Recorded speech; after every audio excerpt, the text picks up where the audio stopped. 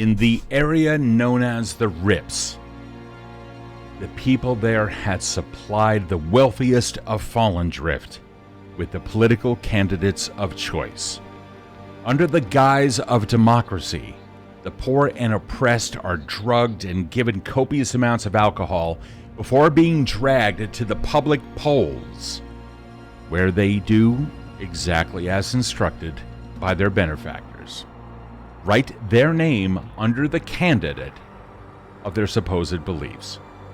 This is how the magistrate Luella Sweet came to power as mayor after her predecessor accidentally fell from the tallest tower in the city.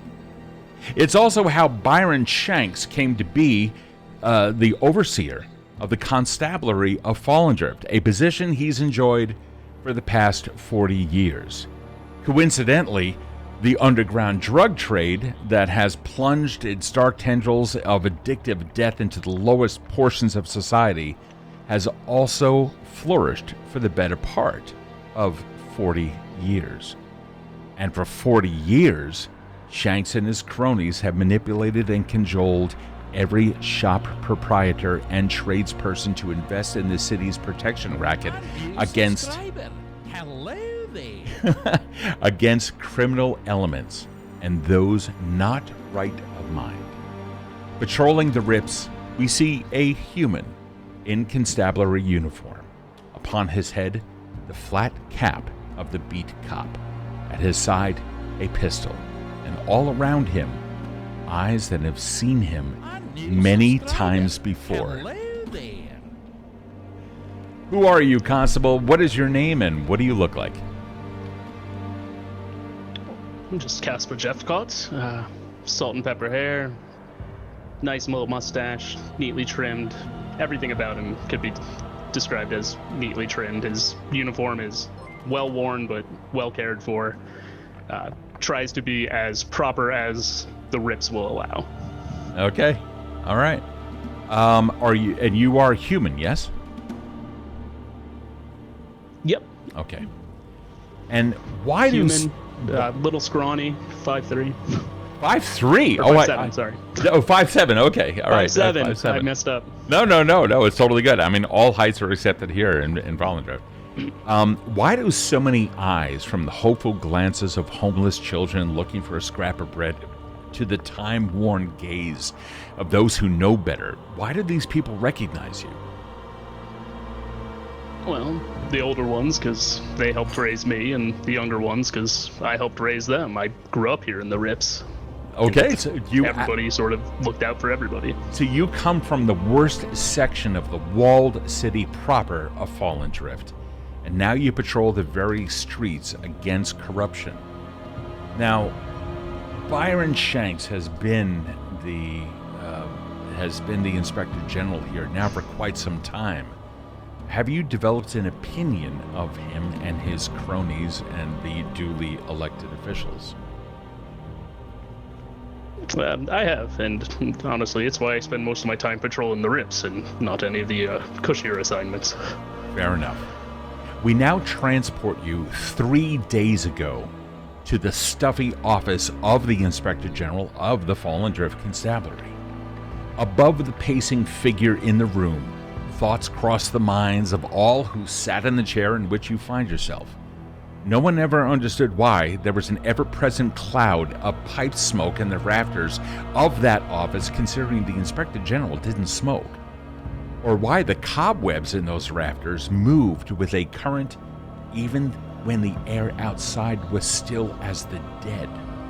These facts were always so much more interesting than the droning on of the Inspector General himself. So we turn your attention to the face attached to that pacing body, one that you've seen 100 times before. This is the inhabitant of that office, the aforementioned Byron Shanks. His slim frame of barely 123 pounds or 56 kilograms or 9 stones had a curious habit of shaking its shoulders violently upon each word that the Inspector General chose to emphasize in both volume and in body. His face, clean shaven every day, despite that a perpetual 5 o'clock shadow that was more like weeds of different rates of growth than human hair, was a portrait carved from stiff clay that had been drooping steadily these past 72 years, and one whose mouth expanded and contracted with each exaggerated emphasis of a word in a grotesque fashion as if he was gasping for air, like a fish out of water. For the past 32 minutes and 43 seconds, the webs in the rafters continued to move. So did the smoke, and coincidentally, Shanks had been talking for the same length of time, going on and on about the importance of not disrupting the highborn during this investigation of a stolen glass dagger from an exhibit within the Mycroft Museum of Antiquities, and the importance of the accuracy of your reports, and also the importance of your appearance, and also the abhorrence of the expediency of the investigation, even though he was the one holding it up. And lastly, he repeated with a strained voice, I shall repeat myself. Under no circumstances is any august personage in Hightown to be disrupted with this investigation. Do I make myself clear, Casper Jephcots? Oh, yeah, of course, Inspector. Just to be clear, that's lastly, not lastly, and then another lastly coming. I have finished every portion of my introduction to this investigation as is required. Your record, Casper Jephcots, speaks for itself. Go now to that august museum. Find out who it is that has stolen those implements of the past. Meanwhile... Right away, Inspector. You said right away. I thought you said by the way. Okay. Oh, no, right away. Okay, all right. And so out of the office you then go. But in the meantime, we have to journey back to our friends over in an asylum somewhere in Fallen Drift. Our friends here, poor Ophelia. Good timing. This is 3 days later. We find ourselves in the Merryweather Asylum, where Renault was distracting a spirit with conversation, as Ophelia and Grungnir were in another room. Ophelia, a spirit stood before you and reached out to touch a beautiful necklace. You ended up grabbing that necklace, and in so doing, awoken something that horrifically screamed out to you. You rolled a 1 for a Constitution save, and then you used an urchin, which the chat had given you, and that turned into a 3, or for a total of 9. Unfortunately, none of those saves had worked.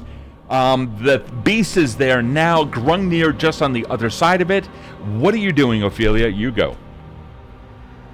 Okay. And I'm gonna let go of her or try to let go of her hand. I don't know if it's gonna work. I'm sorry. I don't know what you want. You're terrifying. While you are doing that, you can see a plethora of spirits, so many of them knocking around. You begin to hear voices crying out to you in pain. You hear knocking on doors everywhere nearby you, as if those people contained within those rooms are trying to get out just so they could survive. The untenable conditions in this asylum all begin to ravage down upon you, and you can see the plight of the spirit before you. Now that you've held her hand, initially you ended up grabbing the finger. If I remember correctly, 2 weeks ago you described it. You grabbed her hand in a careful fashion, right? Yes. Okay, so without squeezing, with the intention of causing damage, as soon as you touched her, you entered another world. Something. You can see Grungnir. Something coming up behind him, a shadow slowly enveloping him. Come here. Move. You immediately hear what appears to be a distant harpsichord somewhere in the area. There is no such instrument there. You continue to hear voices all around you, some of them in between your ears. They all begin to surround you. Meanwhile, the shadow begins to surround Grungnir, who is reacting as if he can't see the spirit directly in front of you. What are you doing? Take my hand, Grungnir. You see Grungnir reach through the shadow, and as he does, you see the shadow that was behind him, or rather, as he reached through the spirit of the woman in front of you. While you were able to grasp, his hand simply went through her, and you saw a shadow begin to overtake Grungnir. Grungnir then disappeared into that shadow. The shadow itself continued to grow within the room. What are you doing? I'm gonna look for Grungnir. I'm gonna ignore the fucking dark, spooky lady. I'm gonna look for Grungnir. Just okay. Move it forward until I can find a wall. Okay, so we are now on the VTT. You can go right into Foundry. Okay. Okay. Grungnir himself has been taken. You can see nothing but the normal room and this woman standing directly in front of you. I can't move my token. You can't move your token? Oh, hold on. There you go. I can move. Okay. Wasn't Shahid here before? No. Shahid. No, Shahid is on the other side of the wall talking to a creature that Renault is also talking to in order to distract them. No. Okay. The lady, what is she doing now? What is the lady doing? She's watching you as you said that you were going to go look for a Grungnir or something along those lines. Yeah. So she's just standing there watching your actions. Where did he go? Where is he? The visage in front of you is unchanging whatsoever, looking at you as a point of curiosity, every now and then mumbling words to herself. I'm going to shake her shoulders. Yeah, you reach out, you shake her shoulders. Can I have another Constitution save? Forgot about that. Ooh. Yes. 20! Nat 20, nice, baby. that is so much better. And with that, there's immediate... And you find yourself listening to the sounds of the past disappearing until finally you're just back in the asylum itself. We now go back to PC Jephcots. So, Jephcots. Oh, yep. You've experienced a fantastic amount of things within Fallen Drift itself. And you certainly understand that Fallen Drift can be a very dangerous place. After you leave the Inspector General's office, how do you find yourself now before you head over to the... Mind you, it's about 11 a.m. or so, and you're about to head over to the museum, which is within the same neighborhood, but on the other side of that neighborhood. How do you conduct yourself as you walk through the streets? Honestly, I think Casper is a little even still, 20 years after leaving the Rips, is still more comfortable there than he is in the sort of more safe areas of the city. At least when he's in the Rips, he knows what to look out for. Okay. Here, he's just sort of he sees something going on, he kind of what's that? Okay. All right. Totally fair. Totally fair. Let me bring up the sounds of the city.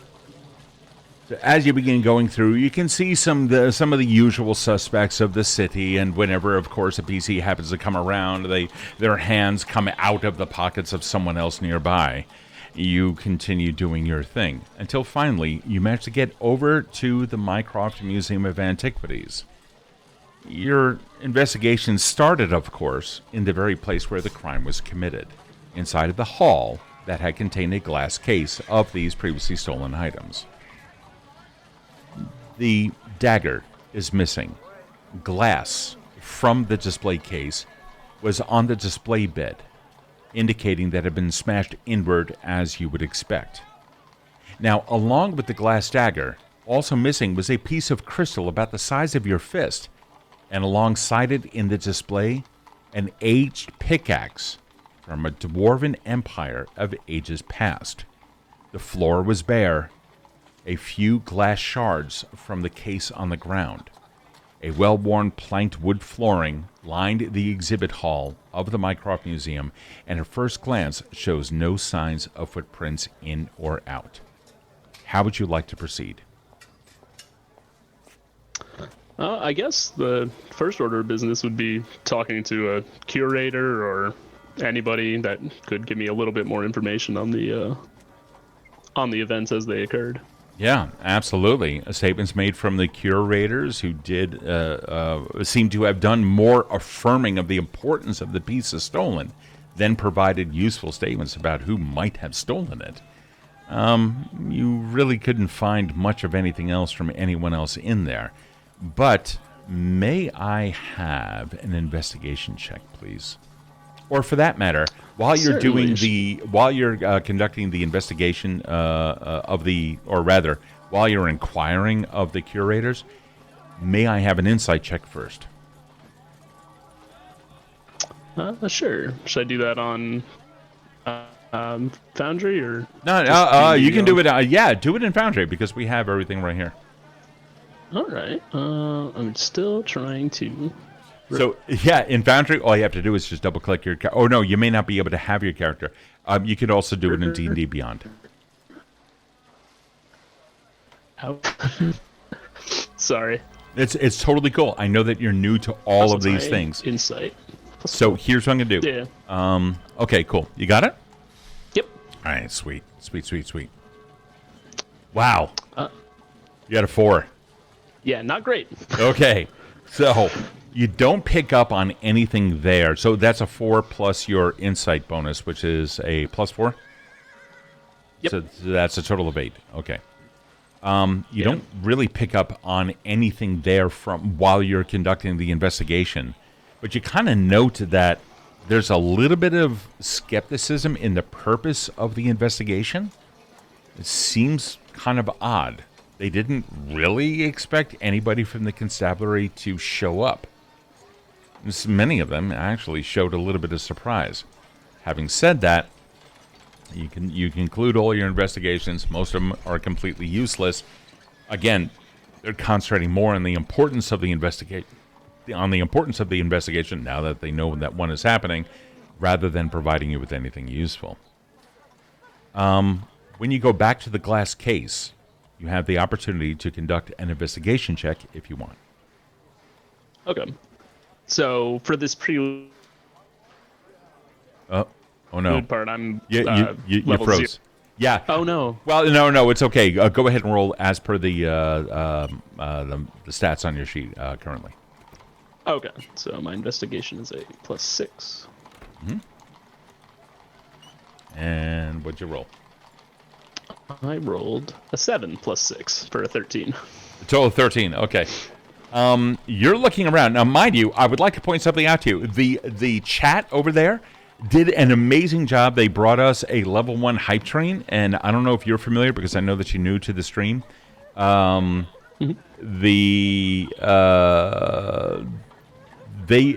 level of a hype train that is brought brings a +1, or rather, it brings an individual modifier that you, as the player, can use. So, because it was level 1, the party now has a single advantage roll that they can then use. Anybody can claim it. And each player also has a single +1 modifier that they can use for any roll, including damage.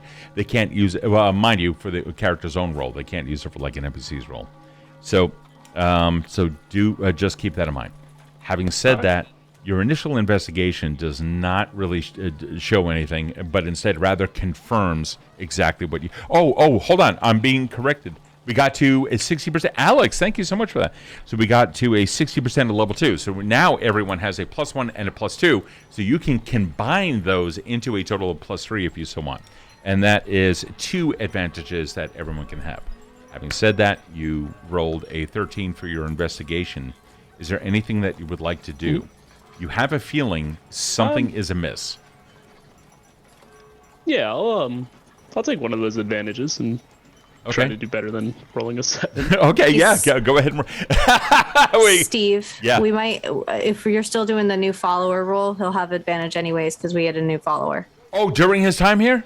Yeah, so we don't need to use one of those urchins. He has Oh, cool. advantage. Then there you go. Yes. In which case, then, yeah, because we got a follower while we were in your scene, you receive an advantage on that. So go ahead and do that. I just roll again. Right. Much better that time. Total of 20. A total of 20. Perfect. You managed to dig some of the dirt out of the wood grain directly in front of the case. And it's a barely imperceptible piece that matched the color and texture of all the wood around it. Within the dirt, you find a tiny piece of green. Upon closer inspection, you see it is multi-leaved like a bit of moss or lichen. May I have a history check as part of an investigation? And keep in mind, you have naturally, by virtue of certain things going on with your character, you automatically get, when conducting an investigation, particularly and only within the city of Fallen Drift, you do have advantage on your history checks. All right. So I think that should work for rolling with advantage, right? Yep. Oh, thank God, because one of those rolls was a 1. So you got a 12 and plus your history? Plus 2, so 14 total. Total of 14. You're not able to come up with any ideas. You maybe a little bit more, just one little, might be able to get you a little bit of a clue. I'm sensing that I might want to use the +1 from the... you want to use your +1? Earlier. Okay, cool. All right. Cool. So you use that. You hit a 15, and you can see, you understand this. You take a look at it, and there's a certain, you smell it. Combined with the look of the lichen and the smell of the dirt, you now understand that dirt comes from Morstan Hill, an area known for its overgrowth of lichen on the paved stones. Yeah, I think I just go over to the the curator or whoever was sort of watching me doing the investigation. Like, that's it right here, then. Yeah. And off the Morstan Hills. They're looking at you and said, "Well, then, best of luck to you, PC.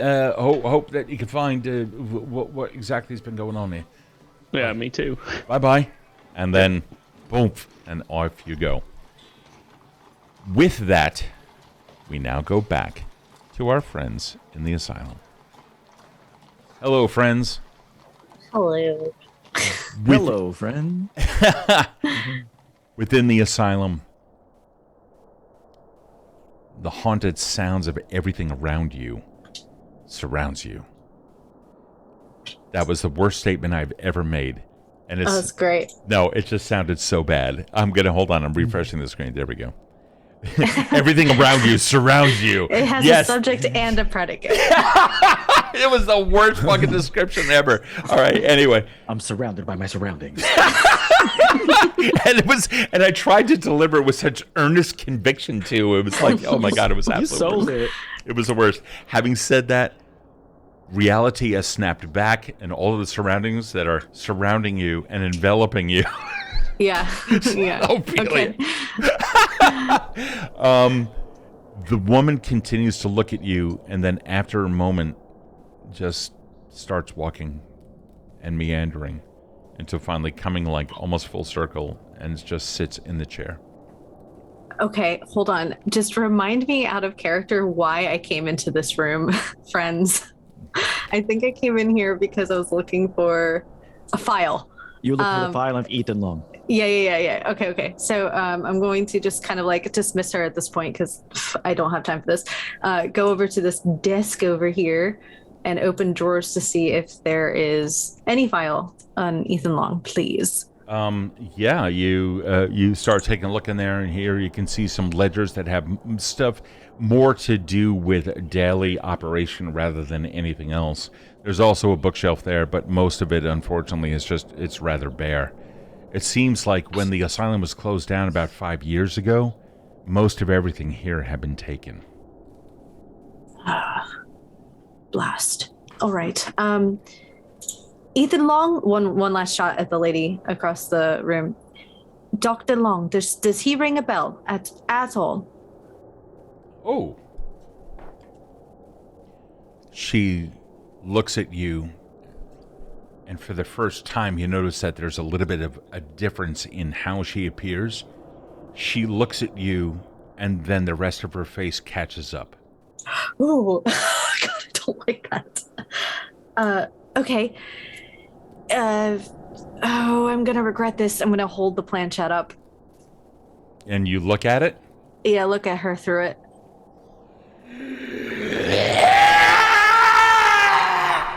You drop it? Ethan Long. You keep it up? To ask her through it, Ethan Long. And then if I'm pulling it down the minute she does a hellhound and lunges at me. Yeah, she looked right at you, and you can tell that the face that was there is one of it is an absolute anguish. Everything there, the chair itself looks brand new. Here you can see a living soul looking directly at you. The color of like blushed cheeks and everything else. However, the pallor of death already beginning to overtake her. Okay, I'm taking it down. Okay. That's not kind. Okay, I'm going to look her dead in the eyes, in her eyes that are catching up. In her dead eyes. In her dead eyes, in her surroundings, and say, with your eyes, show me where Ethan Long is. May I please have a diplomacy check? Oh, damn. Do I have?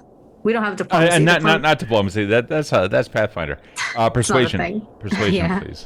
Thank you. 15. All right. 19. 19 total. Total of 19. She Yeah. looks at you. Mm-hmm. Ethan Long. Yes. I know that voice.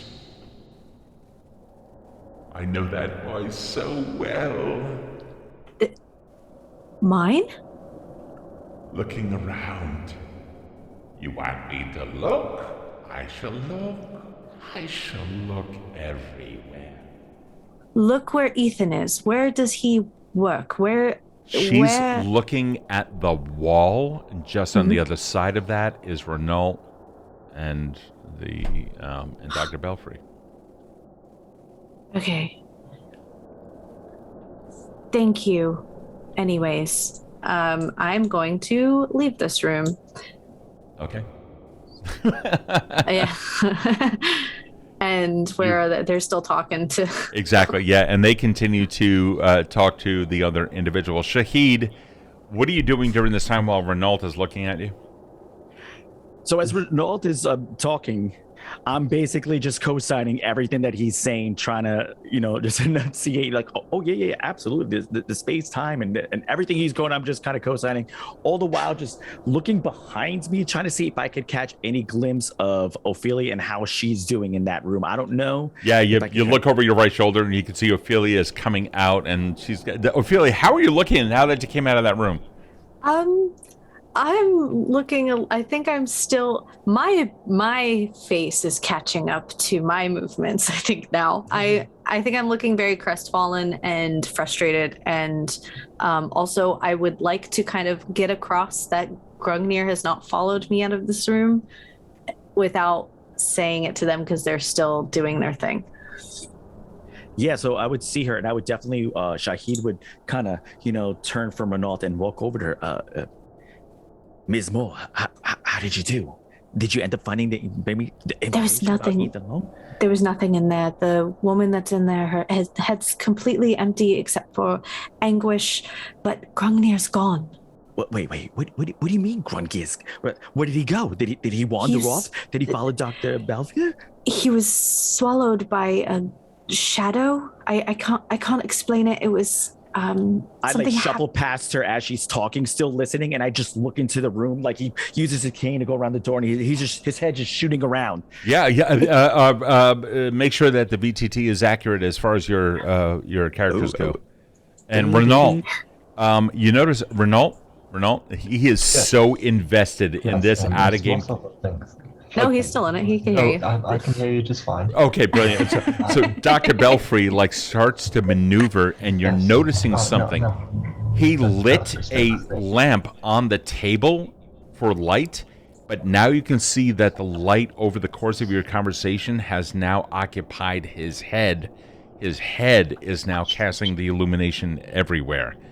Ooh. Shahid, while you come into that room, you begin taking a look around. Yeah, there you go.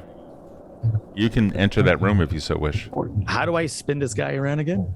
Use control mouse wheel.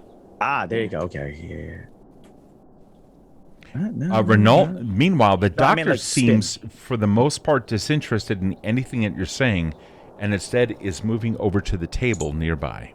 And I'm just continuing non-stop, just going about the proper machinations of how to make sure that there's sanitation related to certain buildings.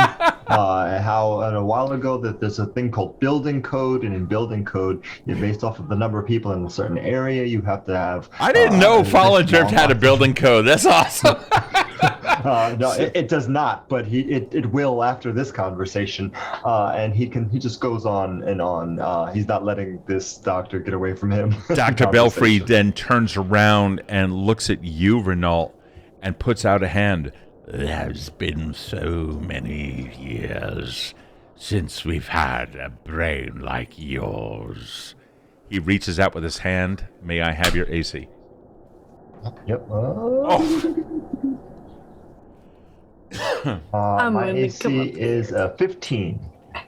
Ophelia, you can see him starting to reach out. No, no. It's all right. Renault, come over here for a moment. Just one moment, Dr. Belfry, please. May I, right. Renault, his hand starts coming out towards your face, and you can see it. You begin to dodge it, and then there's a Ophelia. Well, Renault, here's what you see. Him extending very fast. Ophelia, what you see is his hand approaching slowly, and then you see a second hand, almost like an apparition, coming up beyond that, actually touching his face, and then the other hand coming in to fill on in. Drugs. It's definitely it's like the exact opposite of tracing. The exact opposite of tracers, rather. Oh my God. Okay. Renault, I need you to make a Constitution save. For flavor, I'm gonna reach my That's hand my out to try to worst. intercept it, but I know for a fact that this is like reverse Spider-Man. I got a 13. You got 30. Oh, fuck, dude. Oh, no. Okay. Yeah, all right. Well, it is what it is. Ophelia, I need you to make a dex save also, please. Of course. Thank Oh, you wait, so why much. can't... Oh, here it is. Dix. And... Oh, God. 16. Hey. A total of 16. Okay. You can see and almost empathize. Well, yeah, you absolutely can empathize with this. You put your hand out, the entire world begins to shift exactly as it did in the other room. So you've experienced it once, you're experiencing it again. It's going to get bad in a moment. You understand that. Renault, the doors all around you close. Even if they were closed, they open back up and closed again. Including those doors in your mind. Your brain is typically thinking about a whole bunch of things everywhere. It's horrible. The world begins collapsing in on you, and so much of it is information. You remember something having to do with like a sucking sound. You remember a hallway. You remember digital displays. You remember so much of everything going on around you. You remember your friend getting sucked out of a hold within the ship. You remember so much of this, and then reality simply snaps back, and you can see the doctor now has his hand on your head, and then immediately again you remember something about the metal body of a simulant. You remember you wearing a suit in the stifling conditions in which you found yourself, all the poisonous gas that was now beginning to surround you, the crackling down of the ship itself. Renault, your brain becomes fractured just for a moment, and you begin to see reality itself, space and time, rip and shatter. On one hand, on one side of reality, you understand the environment of the asylum. It is, like you, multidimensional. Something is in here causing that. And you can feel a pulse, but you don't know where. May I have a perception check, please? Ooh, I'm good at that one. It is a 20 total. Oh, wow, dude. So a 15 plus 5. Awesome. Yes. A 20. You understand that something is occurring beneath you that is beckoning you further. But we now go back to the Constable. Here on the streets of Fallen Drift, things can get rough. Have you concluded your investigation yet of the museum, or at least the initial investigation? Yeah. It's a solid lead. We'll head on over to... My brain is melting. Sorry. Morstan Hill. We'll head on over, see what we can dig up around there. Okay. If things don't turn up, we'll come on back. So now you are going over to Morstan Hill. Okay.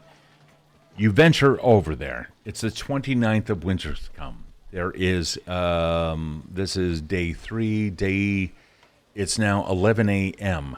You go over to the old abandoned asylum that had been closed for, or rather Morstan Hill itself, which contains an asylum, it contains an active and working hospital, and contains several other things that are related to a much older part of the city.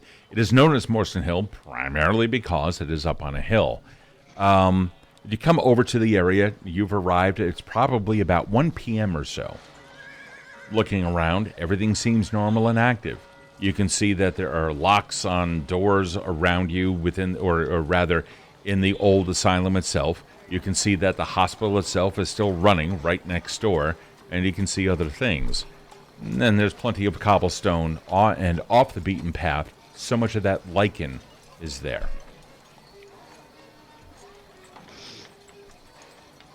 What are you doing? I think first thing I'm going to do is look for any sort of beggar, vagrant, anybody that's out on the street, if there is anyone.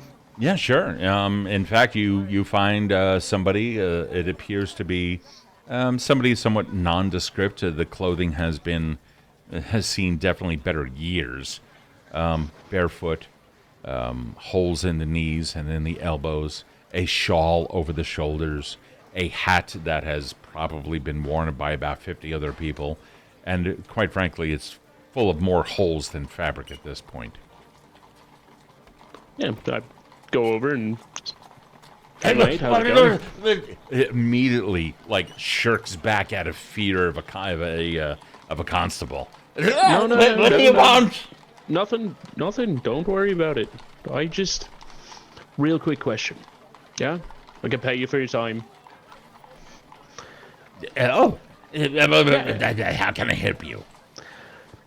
Just wondering, you hear of anybody lately came into an inheritance or a windfall, found something? Found something. I have and he reaches into a pocket, which his hand goes right through the pocket, comes out the other side, reaches down to the ground and grabs up a little crust of dirt, pulls it back out of the pocket. I found some food. Don't eat that. That's dirt. Can I have a perception check, please? Yeah. My perception +6. Okay. You're really not doing well here. Wait a second. Did you? Oh, go ahead. Yeah, 21 total. Dude, you got 21? Wait, I thought you rolled a 6. Sorry. No, I said it's a +6. Sorry. Oh! I misunderstood. What kind of level 0 character is that? All right, I know. All right. So, by the way, if anyone else or the rest of the party talks, we can't see you.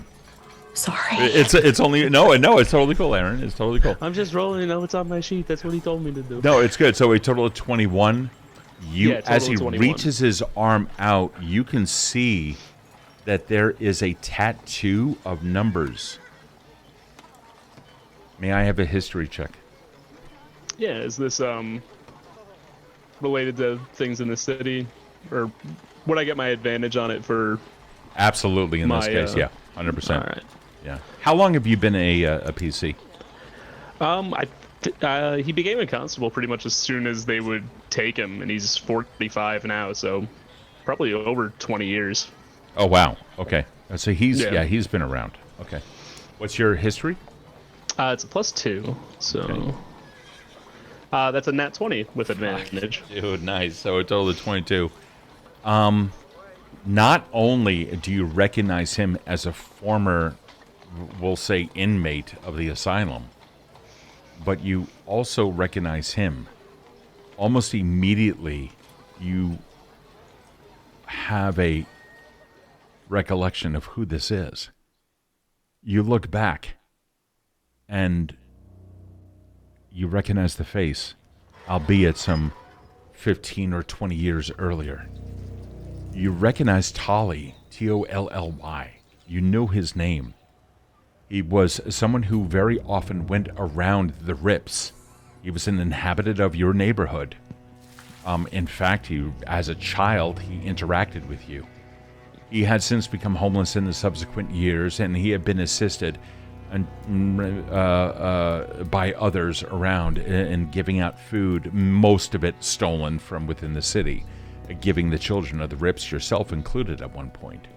He was definitely a force of positivity within that area.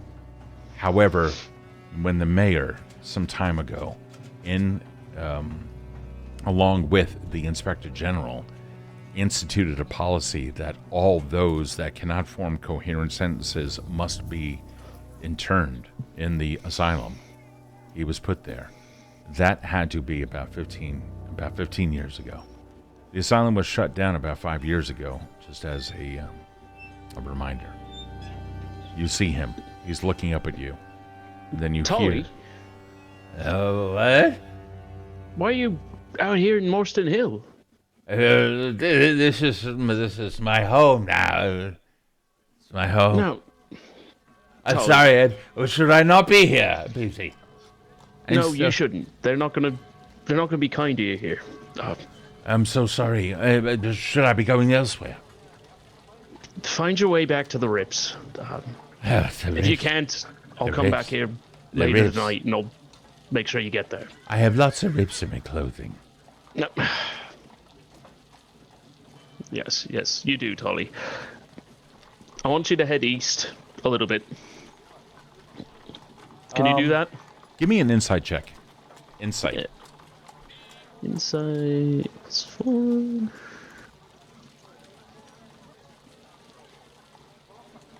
That is a 16 +4, 20. Yeah. You recognize as his eyes scan the world around him in a very detached fashion, he's reacting to things that aren't there. You've seen this a lot in the poor and destitute within Fallen Drift. Others call them the crazed. Some call them the enlightened. They seem, if you call them the enlightened, it's because then you understand that they can see things that no one else can see. If you call them the crazed, it's because, well, they're just reacting to hallucinations. You notice on his arm, just as he retracts it, that just on the outside of it, just before his sleeve covers it back up, you can see wounds, a scraping of some kind. He pulls his arm back. I gotta, as he pulls his arm back, I grab it. Not harshly, not hard or anything, but absolutely. Yeah, you take a look at it. As gently as I can, but still catching it. No worries. Tolly, when did this happen? What? Oh. The injuries. He looks down at his arm. He's a little bit confused by your statement. I've always had the sight. Do I remember from my childhood? Was he always this? No, not at all. Yeah. No. It seems to have gotten worse. And in fact, the wounds have been healed, but it is scarred, and the scar does not look like that his skin has, it doesn't look like years have passed since he got the wound. Did you get this treated somewhere, Tolly? Have you been to the doctor lately? The doctors have seen me. The doctors... Which... At the hospital or the asylum? Oh, no. It was Dr. Belfry who last inspected me. And with that, we go back to Dr. Belfry in the asylum. The three of you, or rather, two of you, Renault and Ophelia, are standing in front of Dr. Belfry, whose head is glowing with an eerie, supernatural light. Screams of people calling out. Shahid, you had wanted to enter a room to see if you could find anything. Now that you're there, what are you doing? Grungnir! Grungnir, old boy, where are you? Make a perception check.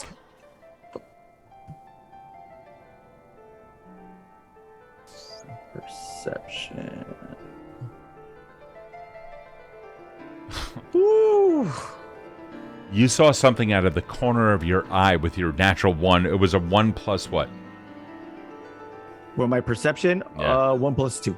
Okay, for a total of 3. Yeah. You saw something out of the corner of your eye move, and you saw in the corner of the room. First off, right, you'll notice that there's a door in the corner. Right in the corner of that door, on the hinge side, which in your case would be on the right side, you saw something. It could have been a mouse, a rat, or something. It just moved in between the door and the door frame. Grungnir! And as he doesn't note anything of, like, he sees no sign of him, he's going to immediately rush back to the remainder of the group. Okay. He's not in there! That's what I was trying to tell you. Renault? The world around you is still horrible. You can hear the gnawing of a rat 3 rooms away, somewhere in your right ear. The light from Belfry is coming at you, and all you hear from Belfry is this constant, And I have said 1,000 times.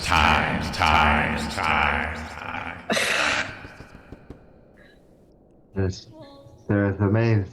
a way to fold against this. This is not right. Something's not right. You are not right. You are folding in on yourself. It is Renault, fine. are you okay? It is Renault, and he walks over to Renault and kind of shakes his chest. Renault, are you okay? One of those. all of reality snaps back into place. You can see that Belfry seems to be back to the spectral being that he is. And right now you feel your body now being shaken by Shahid. Renault, are you okay? You're muttering, man. Are you okay? No. Again, not muttering, having an academic conversation with an educated, you glazed over. We seem to have lost you for a moment there. We can't lose Grungnir and you. Lost? Where's Grungnir? Can we talk about this away from the good doctor? There is something wrong with his spectacles. I don't know how he did the thing, but yes, let's have a conversation. Excuse us, doctor. Yes. And he drifts off. I'm keeping an eye on him. Okay. What is happening? Where is Grungnir and why is everything going sideways right now? Over here. Get away from Dr. Belfry. Right. I'm just scared. I have to stare at the light for some reason. Anyway, how did you lose him? He was next to me, and then he just went through a shadow. Our shadow took him, like enveloped him, I suppose. Does it look like we can be heard by Dr. Belfry? Is he? Belfry has moved on the other side of the table and is now sitting in a chair muttering to himself, or rather to other things. Ophelia and Renault, the two of you can now see that there are other spirits that seem to be paying attention to Belfry's words. Shahid, you do not see that. All right. I want to lift up my planchette kind of and peek while I'm listening to them. You see something? What are you looking at? Oh, hold on. I just want to see what Dr. Belfry is doing while you are speaking. A significant amount of time has now passed. I need you all to make a wisdom save at disadvantage. It's shift or control for dis. Doesn't matter. We're all the same thing. I got 5. Okay, Shahid. Oh, man. Oh, damn. Nice. 19. Nice. Renault got a 5. Okay. Ophelia got a 9. Wow, yeah, you rolled a 20 and a 19. Okay. Yeah. So you got a 19. Okay.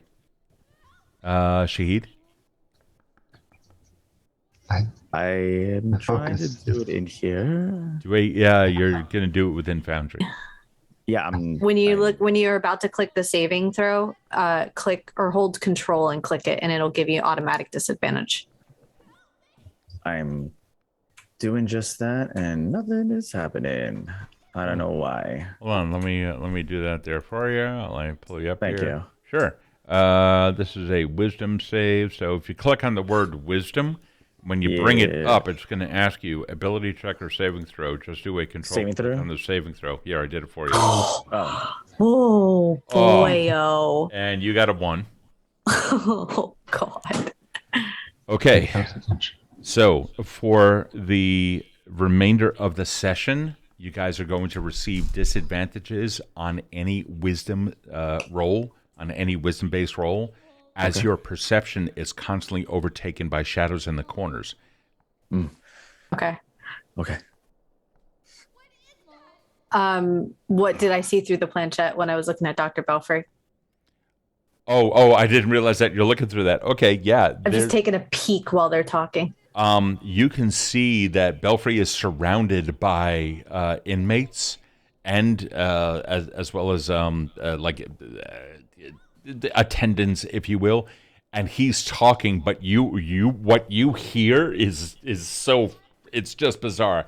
The inmates will be held captive here at all times. I need you to go out there and convince other... And he goes on and on and on about this plan of how all of the inmates are going to be turned into his puppets and so much more. And you see the actions within the gem of the planchette. His actions are so much more exaggerated than the subtle movements that you see of the specter within the chair. Okay. But he doesn't look like he's in pain. No. Okay. Belfry's not in pain. Everyone else sounds like they might be. Okay. All right. Got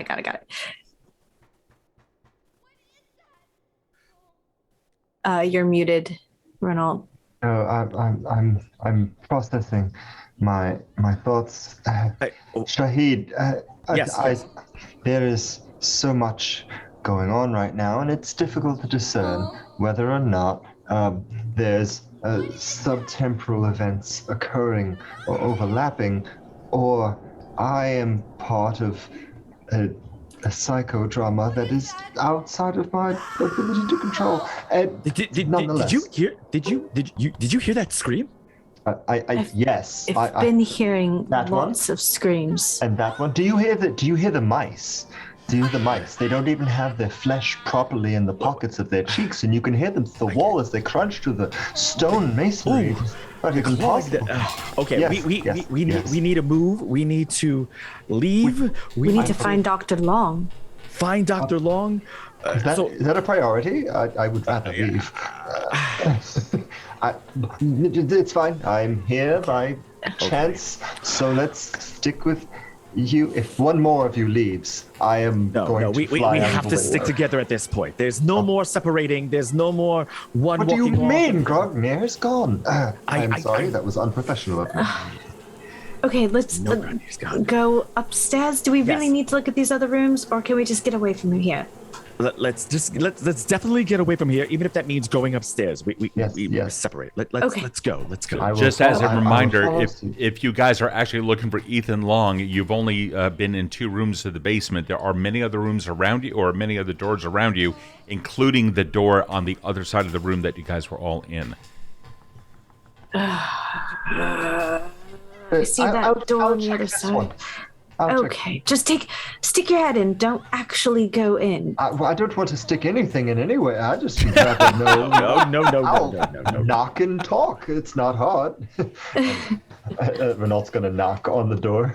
Yeah. I stand right behind him, just like kind of looking around. Like, There doesn't seem to be any response over there.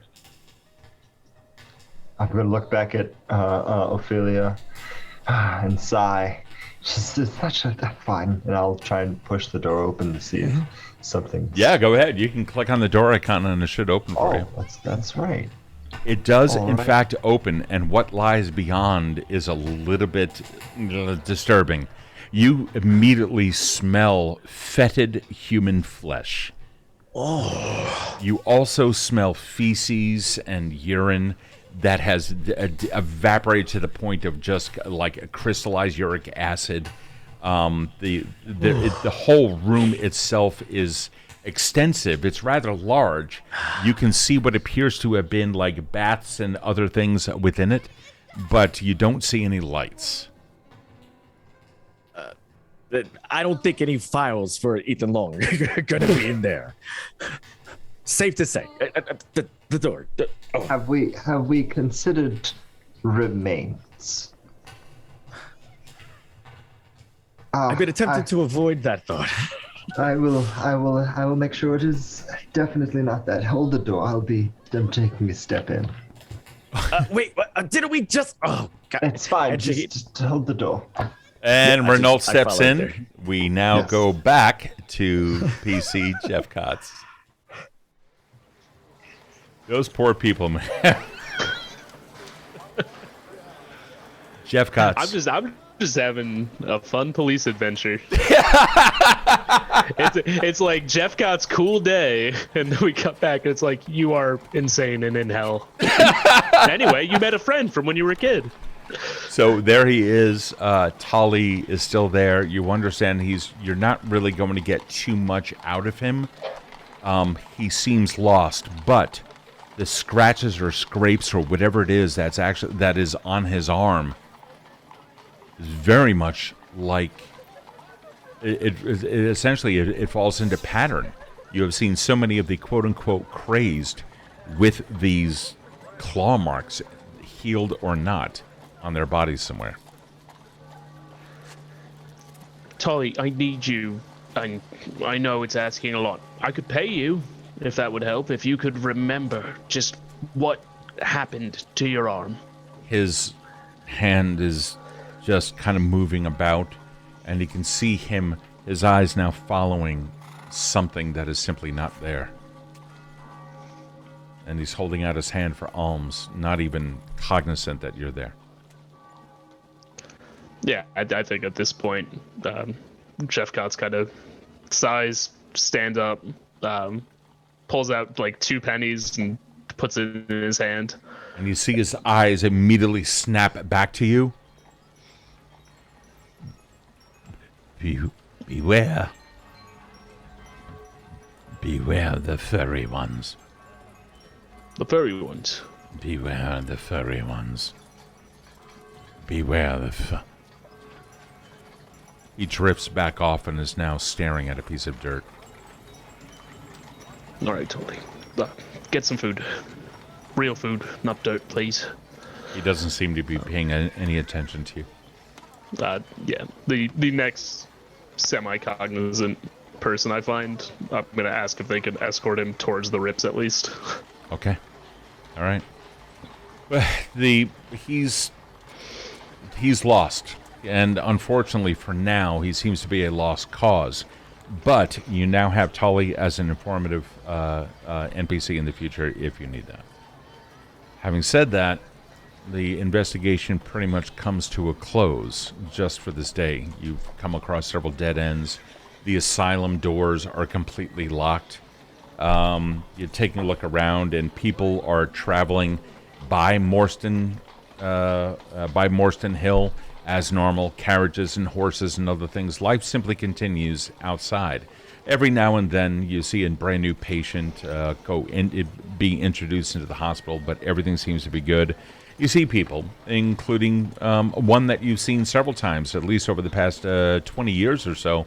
It's a certain doctor, a dwarf, in fact, top hat and what have you. He's walking from west to east, just doing his thing. You nod to the familiar face here and there, but other than that, this day's investigations have come to an end. Time to head back to the constabulary and unfortunately give Byron his negative report. The end of the day comes, the negative. Well, of course, you have to sign off on the report and what have you. So you fill it out. You're not going to meet the inspector general at the end of the day. In fact, you report to a sergeant. You probably are like a sergeant. Actually, you are a sergeant. So, you're doing the best that you can on your work. But this is just, there's something missing. There's something definitely missing, and you can feel it in your bones. When you end up going back to the constabulary, you know that it has to do with Morstan Hill. Uncertain what? How do you spend your evening? I don't think he really brings the work home, as much as it is. I think he sort of decides to maybe go out, get a drink, head back early-ish. Okay. Get some sleep and see the case with fresh eyes in the morning. All right, yeah, absolutely. When you go out for a drink or anything like that, is there a particular establishment you always enjoy going to? I think he's like, it's very similar to his, feelings about like the better to do districts in general. I think he feels more at home in these sort of like dingier, like lower light places. Definitely does not wear his uniform into those bars. Okay, sure. Kind of goes in and like, it's as soon as the uniform comes off, it's like the proud shoulders drop back down into that like street urchin slump, and like the head held high with its finely polished black cap is then hanging down. Okay. But I think he prefers bars or pubs on the like closer to, or if not in the rips. Okay, yeah, not a problem. There is one particular bar that you have gone to. Oh, you want to go to one in the rips? Sure. There are no bars in the rips. No one can afford to have such a money exchange. There's no bars there. True. But just outside of that, there are a couple of places there. There happens to be one near the rips that is fairly popular. One known as, of course, the Goose and Gander. Yeah, it's there then. Okay, cool. So into the Goose and Gander you go. But right before you enter, you can see some sort of scrawl. Your eyes are very accustomed to picking up signs of local gangs that are within the area, particularly those out of the rips. You just simply understand this is going to be a meeting place. This is going to take place at midnight. You understand this, that, and the other thing. And in this case, you happen to see 4 letters that appear within a scrawled cross on a nearby pole. You take a look at it? Oh, yeah, definitely. Like, he can't turn off the, like, investigative part of the job. Not a problem. In the pattern of a Z going across, starting off in the upper left, moving to upper right, and then lower left, and then lower right, you see DMFU. You take a look around. Now, you happen to be at a junction. Okay, you happen to be, or rather, at an intersection. And you can see that there's somewhere across the way, you see some letters that have been carved into the building frame. Yeah. You take a look at those? Yeah, heads over to the second set. And it looks like that they initially carved and then they actually painted in. A rudimentary, like milk paint or something like that. That would be customary for the region. In this case, it appears to be a particular kind of red, the paint. Kind of like a very dull red. Written in there with what appears to be just whatever paint they happen to have left over, because the words begin drifting off. You can see, died Mary 4 as in the number, Four, and Earn, Urn. Died Mary forward.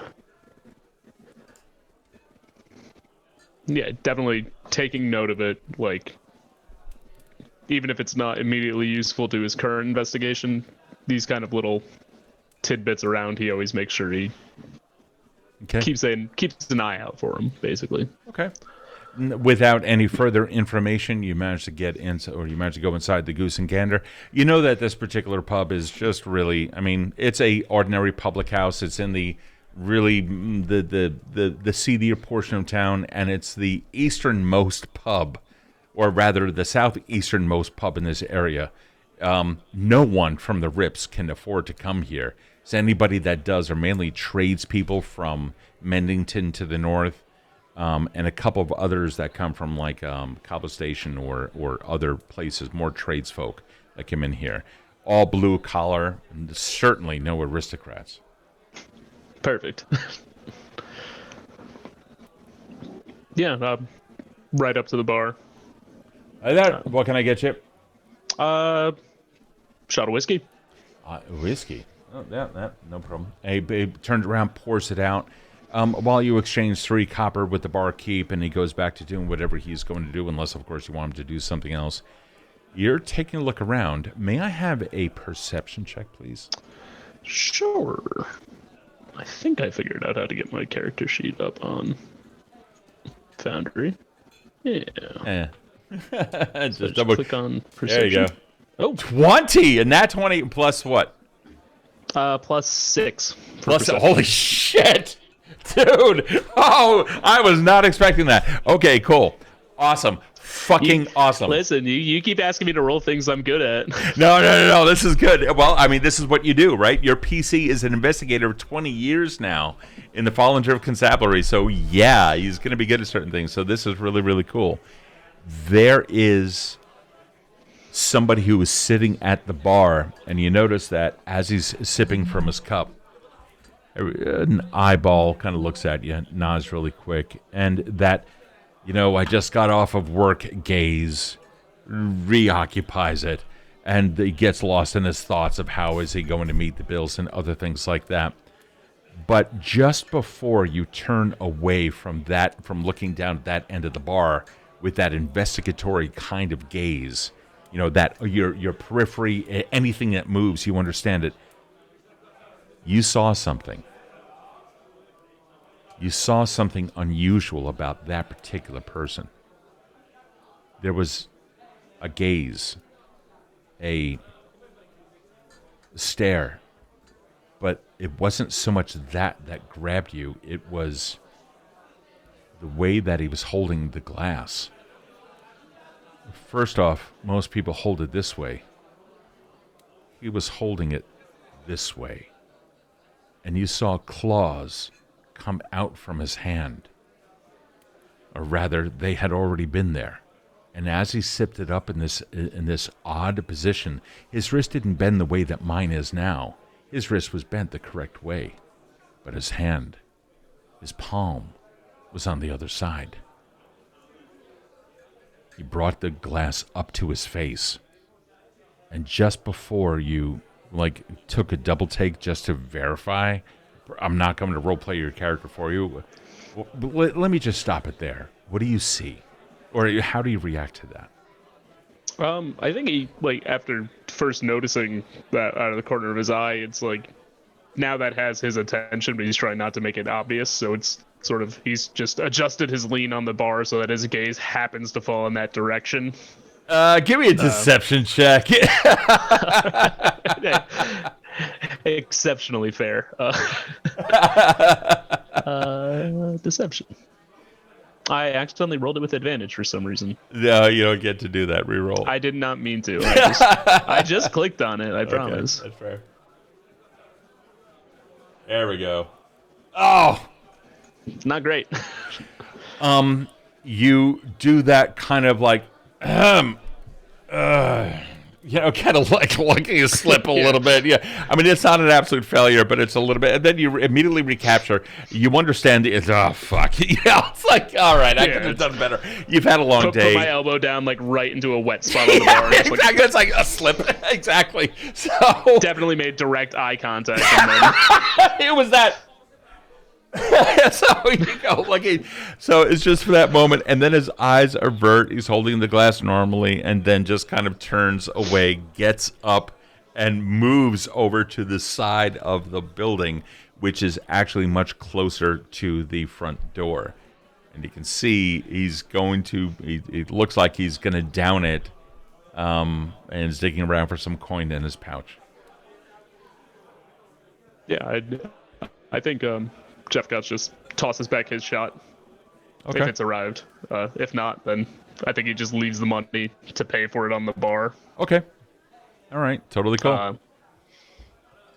And he's going to quickly and casually, after, slipping in a puddle of beer on the bar, make his way out the front door. Oh, okay. So you pass by this guy, or do you let this guy walk out first? Looks like he's he's finishing up with the intent. Oh, actually, no. He was taking the money out of his pocket. Right. You pass by. Let me see something. Oh, wow. Okay, hold on. You pass by, and you kind of get a glance at everything about him. And as he's human, dark hair. Looks like he's got the growth of a beard, probably about a 2-week growth on his face, but also looks like it's been shaved a little bit. His shoes are a little bit larger than what you would normally expect and also look extremely uncomfortable. This is probably because he has some sort of a condition. This is normal. He's walking up to the bar, and he sounds like he's going. You can hear the exchange of the clink of coin as you then exit the bar. You were not able to pick up on too many details. Seems fairly normal other than that. And then finally, when you step outside, you come back into the streets. What are you doing? Walking across the street, finding a shadowy doorway or eave to sort of post up in and just keep an eye out, see where this guy goes when he leaves the bar, if he leaves the bar. You got it. Give me a stealth check. Stealth. That's a 5 plus 5 for 10. You're leaning up against the wall, and the pseudo green glow from the gaslight is just kind of like hitting the left side of your body just as he exits. And he looks up and he's like sees you, averts gaze, and turns left to go south. What are you doing? I think, given that, he's made himself fairly obvious in this situation, Casper's just gonna, take the win of knowing he was here, something strange happened, and he headed south from the Goose and Gander. If anything, that's more than he had on this weird clawed man to begin with, so. Okay. And this was never, he didn't come here to investigate, really. He came here to have a drink. Okay. So I think with that, he's just gonna, kind of shake it off like, people don't have claws anyway, that ain't what people do. Sure. Just as he's walking away, after looking at you, averting gaze, and then walking beyond, you see him beginning to disappear into the shadows. The light of the gaslight hit, or rather of the street lamps, the gas lamps, hitting his back and then casting the shadow before him. You swear you see a shadow that is not his.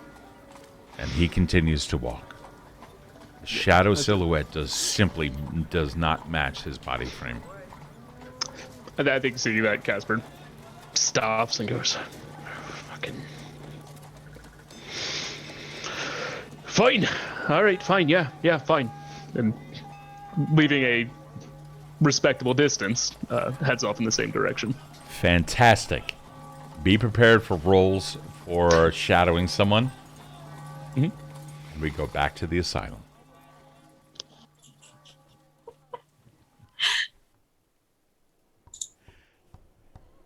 You poor people. Renault, you have now stepped inside of a room. Let me get my bearings here. I'm just You're like in a shitter. We're in the shithole. you're in the shitter. There is movement coming from your left. There's someone. You can hear the splashing of water, but the splashing of water seems to be coming from a distant place, but you also hear echo at the same point, and yet it seems to be within about 20 feet or so, and you can hear someone beginning to walk around inside of that. And you hear, Hello? Hello? Anyone? No. I'm bathed now. May I leave? I'm bathed now. May I leave? Yes, yes, yes, you may.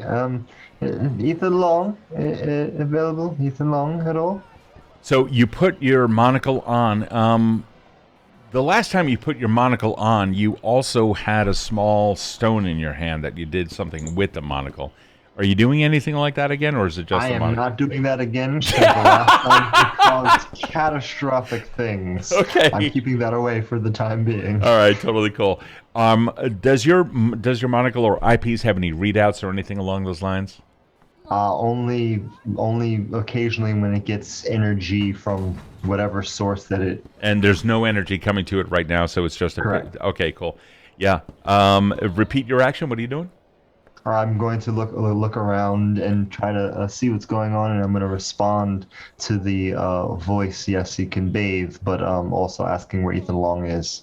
Can I have a diplomacy? Not diplomacy. Jesus Christ. A persuasion check, please. And Steve, I know some of the group was able to hear stuff that I was not. Am I hearing this voice or no? Yeah. Oh, yeah. Yeah. 100%. Oh, okay. So great I'm question. actually Thank you hearing for that. Yeah. Yeah. Total 10. A 10. You don't sound like the doctor.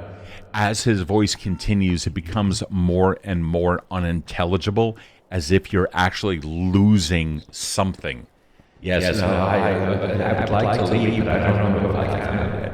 The echoes of time and space and everything else that is simply warped is becoming it's becoming too confusing. Renault's going to tiptoe back out the door and close that door. Okay. All right, I don't think the doctor is. I don't think Mr. Let's move to the next door. Okay. Excuse me. Sorry, overstepping on your toes, Miss Ophelia. No, of course not. So it's all right. Well, I've opened one. Renault's opened one. Shahid. Yeah. So steps forward and And opens open the and then you door. open the door. Yeah. You just see his jaw unhinge. It becomes like 2 feet long. The mouth is like a foot wide. Somebody's standing there just on the other side of the door. What are you doing? Yeah, and then close it, and then There you go. and just stops. I think it's safe to say that they're not on this floor. Not nope. Not on this floor. Not today. Nope. All I'm right. just going to I'm going to go in the direction that isn't those rooms we went to.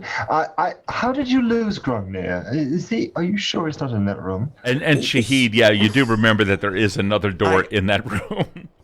In the room that I originally looked in? Yeah. Oh, okay. I walked back in. I didn't. I was looking everywhere for him. It's nowhere to be found. I think there's a door in here, though. Renault, come here. We can't. Here. I don't like that people are. Renault, come. It's all right. Oh, I'm standing in front of her. She's All fine. right. She won't hurt All you. right. You hear someone knocking on that door. Oh, lovely. Yeah, Ethan Long. And then I open. You open the door. Ethan? Yes, I do. There is no one on the other side. Instead, it just seems to be a 10-foot wide hallway. Well, maybe this is where the staff walks. Yeah. I believe it's a hallway. Okay. You step out, and after saying the word Ethan Long, something changes, and everyone Ethan? notices it. Everything gets a little bit quieter. Oh. Well. Ethan Long! I won't complain about this little reprieve. It's dark. It's lonely. Do any of you have any torches or anything like that? I cannot see a single thing. Yeah. I am. All right. I'm going to attempt a thing. If anyone could be just behind me, that would be absolutely stellar. I'm gonna grab while he's talking one of these candlesticks off the room. Yeah, and awesome. come back. Okay, cool. All right. Of all things, I forgot my torch. I'll grab both of them actually, and then I'll hand one to Renault. Okay, all right. You got it. So you now have a light source. Never mind. Renault, you now have a light source. Okay. Renault puts away his cube because he was about to do something crazy, and then he lights the candlestick. Okay. You can see the hallway continues forward, but then turns left into a much wider passageway. Well, I suppose we should go this way, right? Yeah. I'm definitely behind you, Shahid. Yes. Please. Yes. I'll be a good light source. I promise. You can see. Shahid, there's more candles here. Oh, yes. I'll put this one down. I walk up and I grab one of those candles. Okay, you do. I'm gonna put a light right where I'm standing, and then go pick up another one and light that one, so we have a trail or rally point to fire. Yeah, sure. So there you go. There's now a candle on the floor, and there you are. There's a door here. There is one down to the south, and you notice that the passageway also continues down to the south. Just peek around for a second. The hallway It's seems clear to over there. the hallway seems to continue beyond, and that there are the whole thing is becoming rather labyrinthine. Labyrinthine. I had Say a it lot with of wine confidence. before I began. Labyrinthine. Say with your chest. There you go. I believe it. Labyrinthine. Okay. Jesus Christ. I'll search this door here. You go ahead and do that. You open up the door, and you can see that there is some kind of a table that was probably responsible for a tremendous amount of pain in the past. Ooh. There's some kind of yes, table here. That is for administering interrogation methods, mostly for folks who don't have any information to gather, and it is very barbaric. I am going to leave you to your devices, Shahid. Miss Moore, I'm coming up behind you. A moment. There is, Shahid, as you're moving around that area. Yes. There's something happening. You can hear sounds, but the sounds seem to be broken up. Like you can hear it, and then you don't hear it, and it's very. The further away from the table you move, the less loud it becomes. Less loud. Yeah, that's what I'm saying. Uh-huh. The quieter. Quieter. Christ. You're crushing it. Oh my God, I'm horrible tonight. Merriam-Webster would be so pleased. Oh, fuck off. I see a door down here. It's just, Shahid, I'm going to see if this door leads to that room as well. Yeah, I believe I see some What paperwork of some sort. is that? There is something standing in the middle of the hallway. It appears to be a specter of some kind. Standing still, a woman. She seems to be looking at her nails, which she is slowly peeling off one by one and dropping it on the floor. And as they fall down to the ground like a leaf from a tree, they dissipate before they even hit the ground. And she continues to do that. I'm going to very carefully and slowly open the door behind me so that Shahid can hear what I'm about to say. Okay. Shahid, there is an apparition in this hallway removing her fingernails. So when you join us again, don't be alarmed. Remain calm. Naturally. I don't believe she's Ethan Long. I don't necessarily know if that's accurate. Should we ask?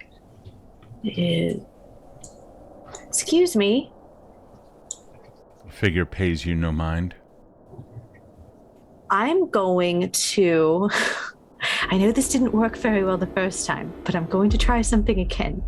I'm going to very slowly kind of like circle around. Now, stop. Before anyone moves forward, I want everyone here who is using Foundry VTT to look in the upper right corner of the VTT itself and click on the music notes. Got it. Once you've done that, click on Global Volume Controls. Okay. Then increase playlist and ambient all the way over to the right. I've planted sounds in this map that only you will hear if your character comes close to the source of that sound. Oh, goddamn. Okay, cool. And I'm going to slowly put my hand where the nails are falling. You haven't fucking learned a thing, have you? Okay. Level 0, baby. I'm just trying things. And I am going to try to catch one and return it to her. Give me a Constitution save at disadvantage. Jesus. I'm waiting for friendly ghosts, all right? Oh, God. That's a 3. And yeah, that's a 3. you feel it hit your hand, and your skin immediately becomes necrotic, black, and like veins begin spreading all around. And we now go back to the PC. I'm sorry. Sorry, friends. Hello, PC. Jeff Hello. So back on the normal streets. I mean, I am following a weird claw man. Yeah. So you're going down the way through the various alleys and what have you of this area. As you do, there's a distinct feeling like you are being watched. You begin taking a look around, and you can see that there are a couple of thugs and hooligans and other things, people who you know. You've come across them before. They certainly recognize you. You know that they're not going to make any moves or advances towards you. However, the person in front of you that you're now following, may I please have a stealth check? Yes. And what did you get? 11 plus 5, 16. So far, he's not noticed you at all. You come through this area, you're walking down through the city, you come across a couple of city streets and what have you, but you're also beginning to understand that your feet are beginning to ache. In fact, you don't get paid enough to really replace your shoes every now and then, and the thick leather sole has already worn thin to the point where there's a hole there. You know you're not going to last this too much longer, and you are tired. You've been at it now for a total of 12 hours. But you keep going just for a little bit. You're going through these really dilapidated areas, and you see him at one point turn down an alley. Changing conditions, I need another stealth check. Stealth. That's only a 5 plus 5, 10. You come around the alley at your own pace. He's not there. You look down the alley. You can see wrought iron fire escapes, scaffolding above that, planks of wood in between the roofs, so that kids can probably cross from rooftop to rooftop. You see no movement down the alley itself, and the alley goes on for about another 80 feet or so. You want to go down this lonely, dark alley in one of the worst areas of Fallendrift. No, you make it sound so tempting. It's what I do.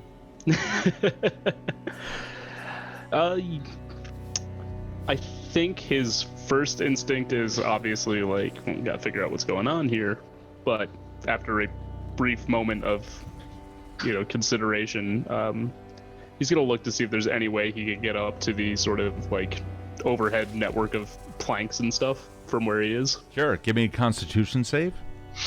Constitution save. How do I do that on here? What do I click on Foundry for a save? Do I just click on the... Oh, yeah, sure. So within Foundry itself, if you pull up your character on... Blah, blah, blah, blah, blah, just click on like a Strength, Dex, Con, Intelligence, Wisdom, or Charisma. Just click on the name itself. Oh, okay. There we go. And, a 7 + 1, an 8. Your feet are... You can feel the pulsing of blood coming to what is 100% your 50th blister. Just fucking... Fine. Of course. I got requisition new boots. Yeah, that's all self-supplied. There's no such thing as GI boots. And then just sort of walking down the alley, You go down the alley? Yeah. It's cautious, it's cursing himself every step of the way, but he's too curious not to. All right, not a problem. May I have 2 perception checks, please? Mm-hmm. Well, that's one. And that's another. Okay. First perception check. 8 + 6, 14. So for the first 40 feet, and you're carefully going through, I imagine, you're looking all around? Yeah. Yeah, describe how your investigation of this alley is working out for you. Probably not great. It's dark. It's, as the aforementioned blisters, the discomfort, the just fatigue of a day spent running around the city chasing dead ends. There's it's one of those times that for a fact, like, you look at something and you go, there's something I'm missing here. Yeah. But I don't have the time or the energy to consider what it is. So I'm just going to say I did my best. Okay. All right. Yeah. Not a problem. Not a problem. It's a little bit of a... You're going through it. You step in a puddle. You feel it through your sock, which you've had since 20 years ago. You've done, you've stitched up your own, you've mended your own stuff. You're going through. Yet it's just these 40 feet just seem to go on forever. But nonetheless, you manage to get through. There's a pebble that drops right in front of you and bounces on the cobblestone nearby. I think immediately looking up, even though he probably took off his gun when he took off his uniform so as to not be conspicuous. Sure. I would imagine. Do you still have your pistol on you? Yeah, he's just not wearing it on his belt. Okay. All right. That's fair. So you have it tucked into your coat, probably like a shoulder holster or something like that. Yeah, tucked away. Okay. But I think his initial reaction is look up, hand to the hip. Okay. All right. Not a problem. You look up, nothing is there. And it landed you saw it drop directly in front of you. You're in the middle of the alley. The alley itself is maybe about 7 feet wide, and it landed right in the middle of it. Oh, hey, thank you, new subscriber.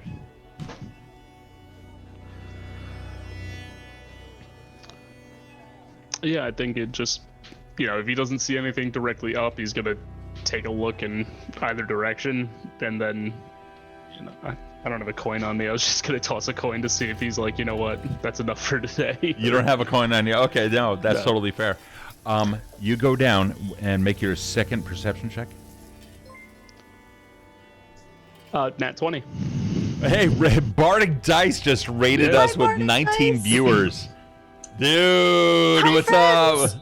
BITV Studios, what's doing, guys? Hi, everyone. What's up, Raiders? I'm here. Welcome to Pollen Drift. We're in the middle of a constable going through the city, unawares of his surroundings in a very dangerous, dark Victorian city called Fallen Drift. Pardon me as we continue, but here we go. Literary DM, what's up, guys? PC Jephcots, what was your roll again, please? Natural 20 plus 6 for 26. You hear, coming from above you, something that sounds like a cat hiss. You take a look around, and from the other side and above you, you hear it again. This time, a growl. You feel the hair on the back of your neck beginning to stand up. You understand that there's a shifting of weight on the iron above you. You get the sense, and this is the same sense that has protected you in the past. You're about to be ambushed. What are you doing? I hand into the coat, pull out the pistol, just turn around, aim up, and quick fire. Oh, Jesus Christ. Hold on. I did not mean for a fucking harpsichord to appear in the middle of the alley. Okay. Oh, no, I shot a busker. It's like, I'll just make a living. You pull out, you're aiming up? Yep, up at the, like where I heard the metal straining. Okay. There is, you immediately aim up. Let me just see something real quick. There is nothing that you see. You're not picking up on anything major, but you do hear like the clanking of iron somewhere, as if underweight, or that the iron itself is no longer underweight. Something occurred. You can kind of see off in the distance up top, closer to the roof, like a step of metal rusted that seemed to have just been broken through, and then the shifting of weight, and then finally something occurring where it just all begins to settle down to normal. I think after another like couple seconds of just silent observation, it's, you know, the pistol does not go away. That stays in hand. But Jephcots heading out of the alley and grumbling about having to file another report, probably. You do. You now know that, by the way, you are near Ludgrave Park, which is in the southeast of the city. The alley that you went down, you absolutely know of. You've not gone down it too many times, but the block in which it is contained is mainly for tradesfolk, tailors, and other things like that. Are you going back home for a night's rest? Yeah. Okay. Definitely back home. You do. When you wake up in the morning, feet refreshed, you probably soaked your feet or did something like that, I'm sure. Yeah, either way, you got a good long rest, so you're totally good on that. You go into work the following day. Reports are filed. Lots of paperwork. Took you about 2 hours or so. The Inspector General is not there today. Other sergeants are reporting that a new rash of murders have taken place in the city. There's some stuff going on that doesn't seem legit. There are people that are going... There's one survivor, and they're in the hospital, and they suffered a wound from a knife that no one can really understand. It immediately, according to the police report, the wound itself is necrotic. But I'm gonna go to the whoever filed that report and be like, hey, listen, just protocol here. I'm gonna ask. Yeah. Can I go talk to that knifing victim? What's about? He's just got stabbed. There's nothing more about it. Hey, listen, it's Fallen Drift. There's always something more about it. Yeah, but it's all part of the lower scum. Who hell cares? He's over there in the hospital. He's going to be just fine. Yeah, who cares about lower scum? Yeah. And right. with that, he dismissively just throws the case report down on the table and starts walking away, probably to go file some other papers or something like that. Yeah, I pick it up. Sure, yeah, of course you do. Yeah. I make a rude gesture at the back of his head. Okay, that's fine. And then There's the police report indicates that the victim in this case was an individual by the name of Ralhan, Ralhan, probably a drifter or something like that from outside the city, came in recently. The remarks that are in there are rather deplorable, commenting more on his accent and foreign nature than on the actual nature of the fucking crime. Having said that, it goes on about how he's in dilapidated clothing and what have you, and that he's been transferred admitted into the hospital for his wounds. And so looking over it, Jephcots like, all right, yeah, right. Time to do actual constable's work. All right, so are you going to the hospital? Yep. All right. The hospital is located next to the asylum on Morstan Hill. And as you approach, you can see a dwarf in a top hat with a cane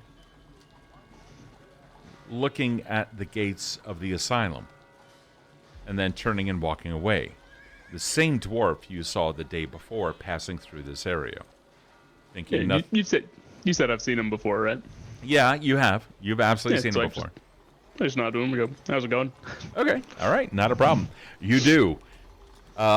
He apparently doesn't hear you. He's some distance away, probably about 75. He's leaving just as you're coming up. He's now left the gate of the asylum. You now have to go to the east of that building in order to continue over to the hospital. He's now heading in a mostly easterly direction, but not going up to the hospital itself. He's now passing by, and he misses you by about 75 feet or so. You enter into the hospital. May I have a wisdom save, please? Wisdom save. Yes. Guys, thank you so much for all the gift subs. I'm just taking a look at here, and oh my god, the followers. Cringe Wizard, Literary DM, Bardic Dice, of course, thank you so much for the raid. LARP Genie, then, Victor, you, Hail Hydrate. Shit, I need water. All right, I just took my last wig. I'm going to have to go get some. What'd you roll? 10 plus 2 for 12. Yeah, everything seems to be copacetic. You continue over to the hospital. The doctor in there is inquiring, what can they, possibly help you out with and whatever. It's not a kind place. There's definitely some things that are pretty sus about the hospital itself. But once inside, you can see that there's lots of patients. Most of them are up against walls inside or on beds. It's the hospital of Fallen Drift in this region. It's really nothing much. How can I help you, Constable? Yeah, looking for a, drifter. Rauhan got knifed. Ralhan. Oh, yeah. Yeah. He just passed. But how recently? Oh, I'd say within the past 10 minutes or so. All right, and when did he come in?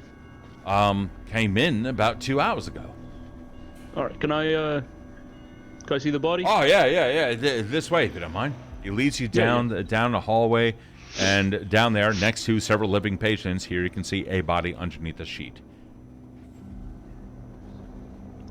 Look over at the guy who led me down. I'm like, do you need to... Well, let's just say you're probably not going to want to see too much about him. The face is kind of taken over by... It's been consumed by something. All right. Thanks for the warning.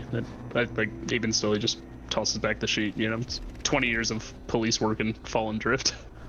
He's pretty confident in his ability.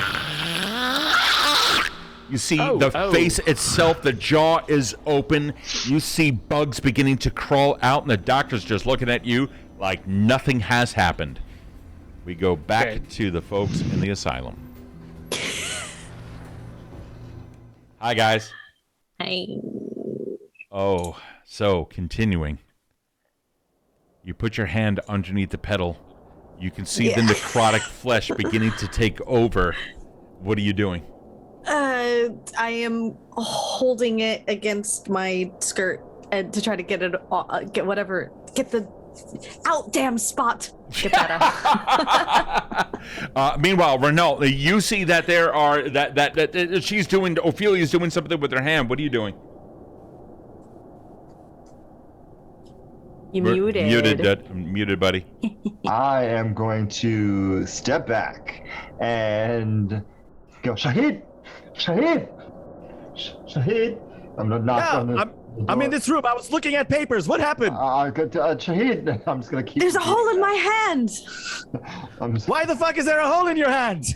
I'm gonna open the door and make sure that he can see what's going on. Shahid, help her! I rush out of the room. Okay. I throw my head around. Where is she? Where is she? Ah. Right here. I rush over to her.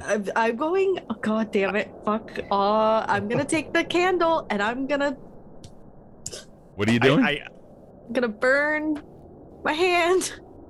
I grab her hands to stop her from doing that. Like, what are you doing? I'm trying to get the necrotic away. Roll D4. I look at her. I look at her hands. Do I see the necrotic?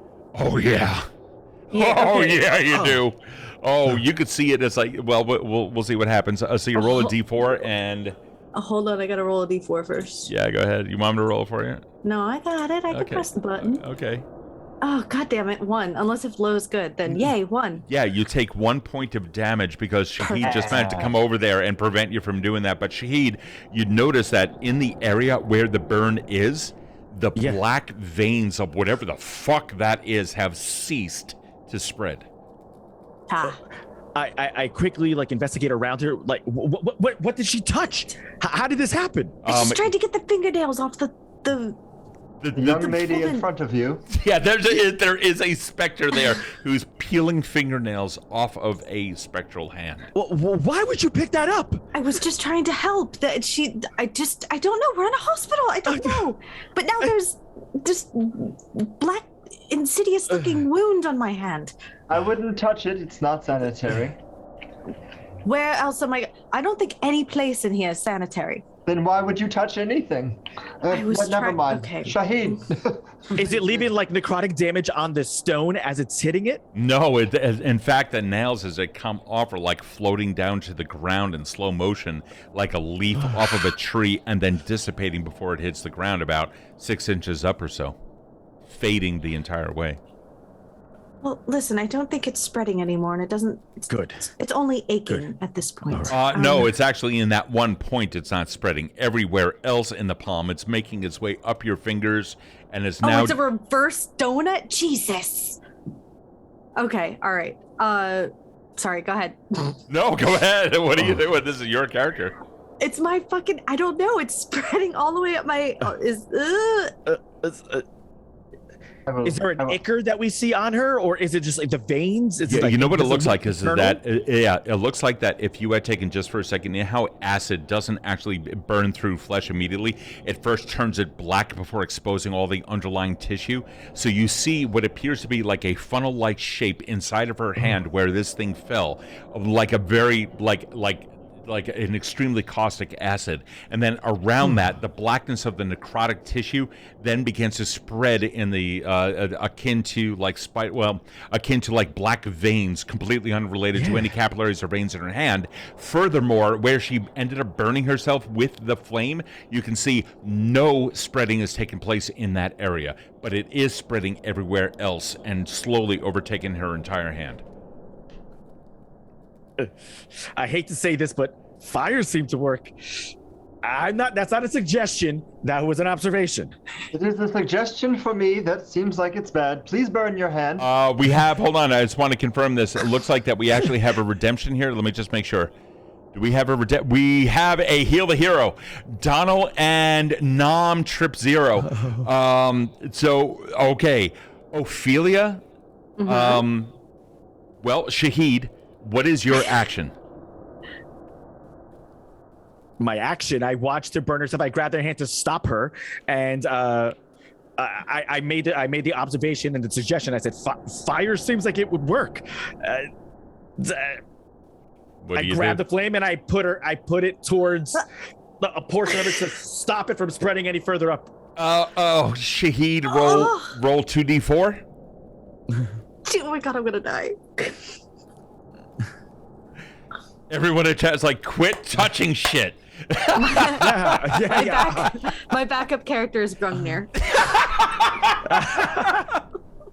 How much did you roll? What'd you roll? Yay! God. Okay, Sheesh. Shahid.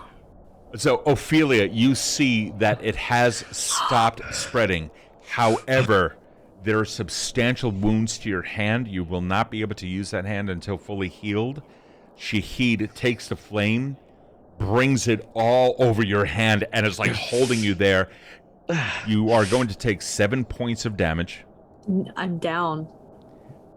Ophelia Passed out. faints. The specter comes over. I lift the candle towards her. The specter, that is. You Like, back!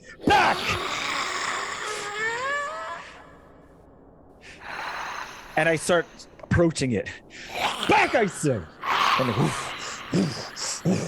Yes. You yes. start. Yeah, you're Get waving to her! it back. Get to her! You see the specter, the area where you're holding the light. The specter's body is bending away from it, but her feet are still nearby. And you see a toe tap towards Ophelia. Manages to tap Ophelia's body, and you can see some of that spectral blue overcome Ophelia.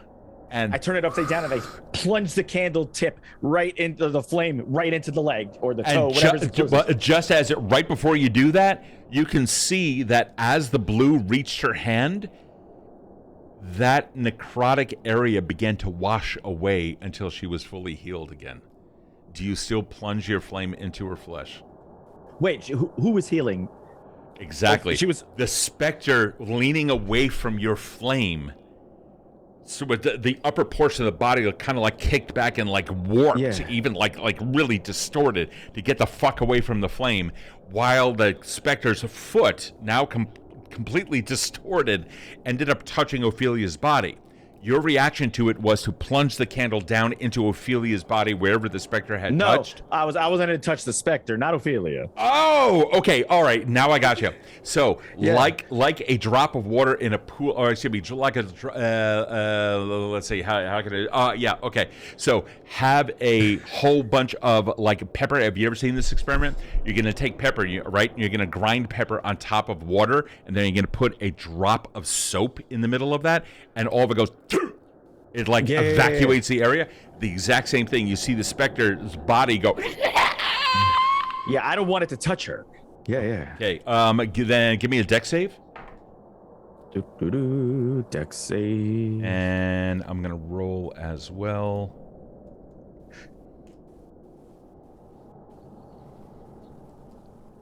Oh, dude. So you got a 10. I got a 16. The specter does touch Ophelia's body, but the area where you introduce the flame, that portion of it just like yeeted itself out the fuck out of the way. But now the body is completely distorted, making the entire specter look more like a wisp of smoke. A portion of that, as you continue to do what you're doing, I'm assuming that you're doing everything that you can, right? Right. Okay, absolutely. Yeah, totally cool. The specter ends up touching Ophelia's body, and you can see the blue spectral, like, something occurs to Ophelia's body where it actually pushes some of that necrotic, whatever the fuck that is, out. And just like the fingernails, which were dropping down towards the ground and dissipating, so is that by the specter's own might. Immediately retracting once the healing is done. Thank you, chat, for that. Your flame causes the specter to like move out of the way, taking a step back, turning towards the door, and then walking through.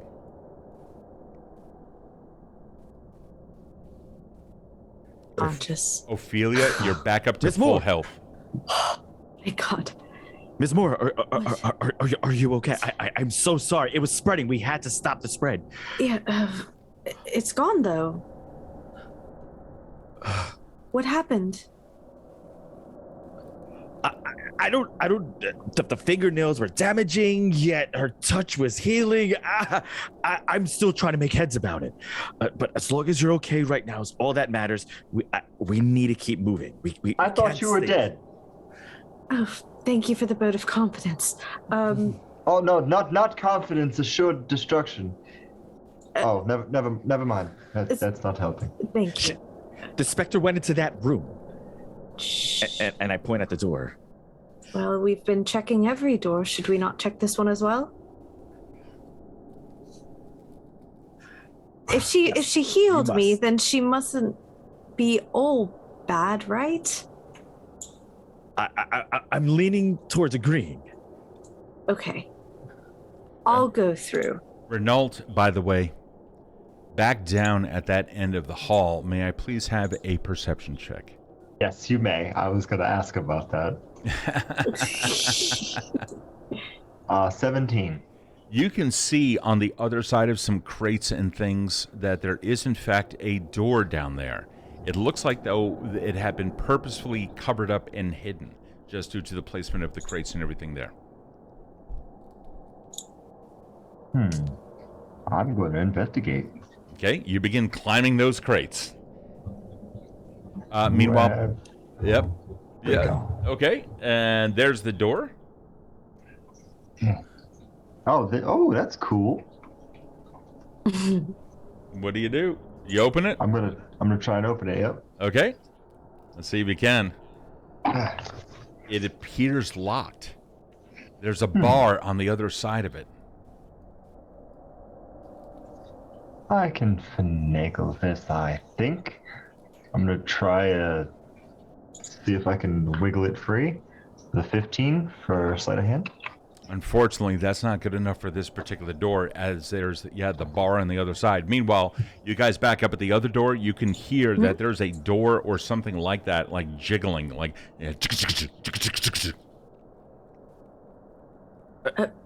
That sound, what is that? That sounds like somebody's on the other side of the door. It's not your door, it's one down the hall. down. But Oh, yeah. okay. Yeah. Renault? here. Oh, yes. I'm gonna Is stumble. that you? I'm gonna stumble. Yes. I'm gonna stumble out from over the things. Yes. I was just checking something. Doorway over there and all. It's locked though. All right, let's go. Yes. Ms. Moore, did you wish for me to go first, or did you? No, I'll go through. I try to go through. Miss Ophelia, Renault. The door here also seems locked. Okay. How locked does it seem? Extremely. Like, Okay. it's a single door. The hinges are on the left. There is definitely a keyhole there, and it is very much locked.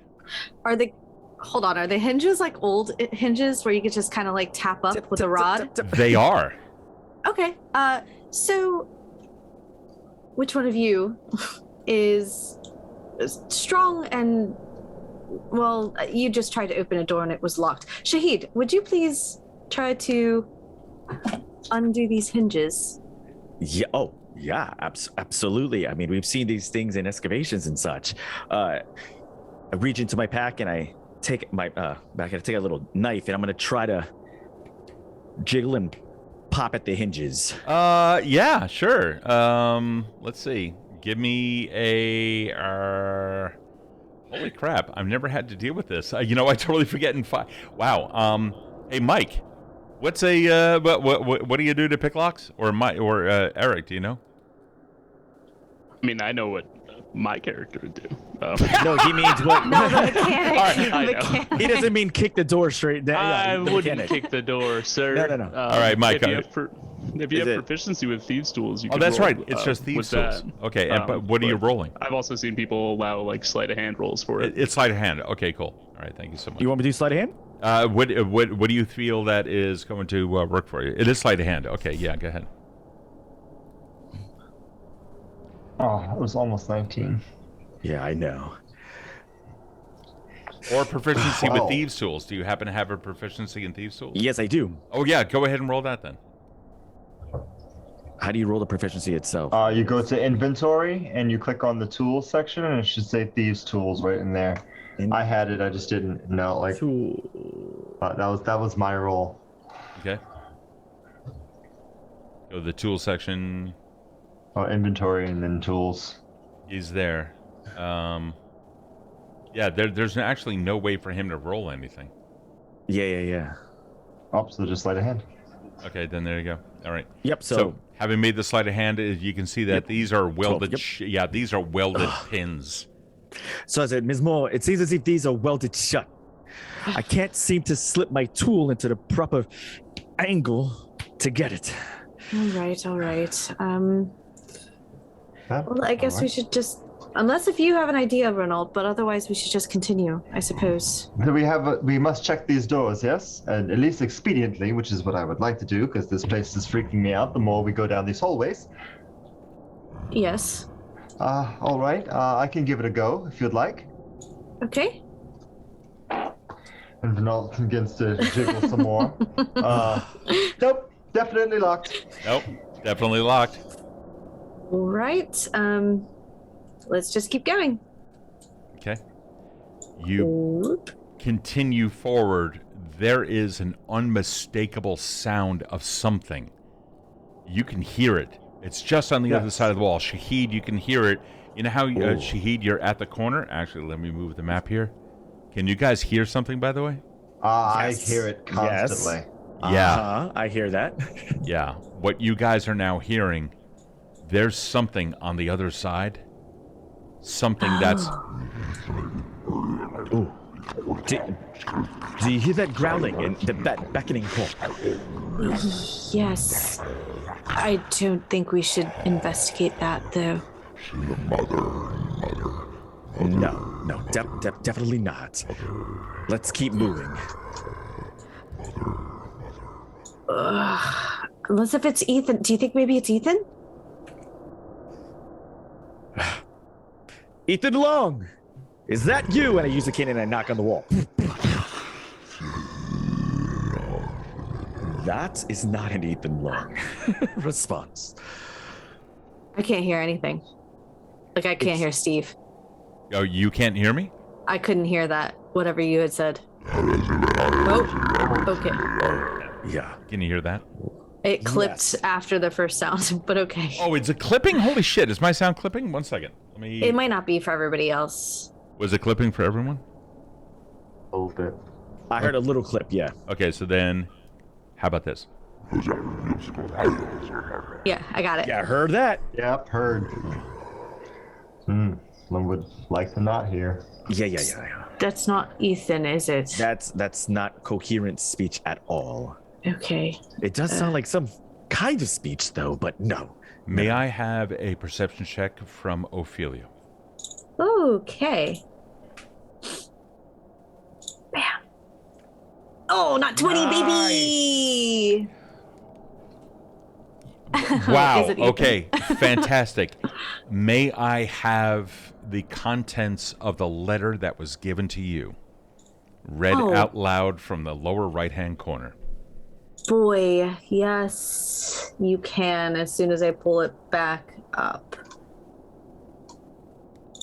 Hold, please. I posted it in here last time.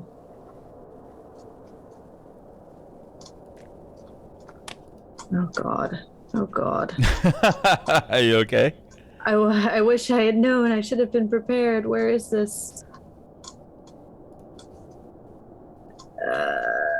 Oh, wait.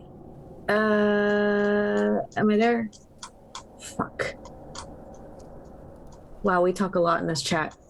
We do. Oh, I was asking if you have the graphic. Yeah, I'm trying to find it because I pasted it in the spoilers chat so that... No problem, I have it. Okay, thank you. You see the letter is there. It is rather extensive. Let me see if I can move this around a little bit here for you. No, that's simply not going to happen. Okay. The letter states in the lower right-hand corner 4 words. Do you remember what they are? Red. Unify or unity. Unify.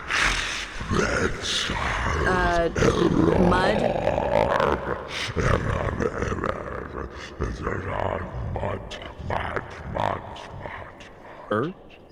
I forget what the 4th one was. It was red, unify, error, and mud. Error. I'm very pleased with myself. You hear that coming from the voice on the other side. Do you remember the words that were on the corner of my my letter? The Unify. He's Error. saying them. Listen, he's saying those words. I have no idea. Why is it repeating? Who would be That might be repeating? Ethan. That might be Ethan Long. You think it's Ethan? Ethan!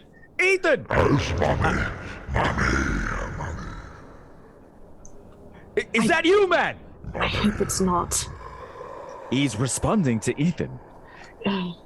Ethan Long. Do you need help? Was that a yes? You hear a sound like metal coming from the door. The door that we just looked at last? Yes. Oh, Where the specter came from. Shit. Or rather came out or went back into. Yeah, went back into, right. I look over. The door's not open, but a sound did come from there. maybe it's unlocked. Yeah, I'm going to go look. Okay.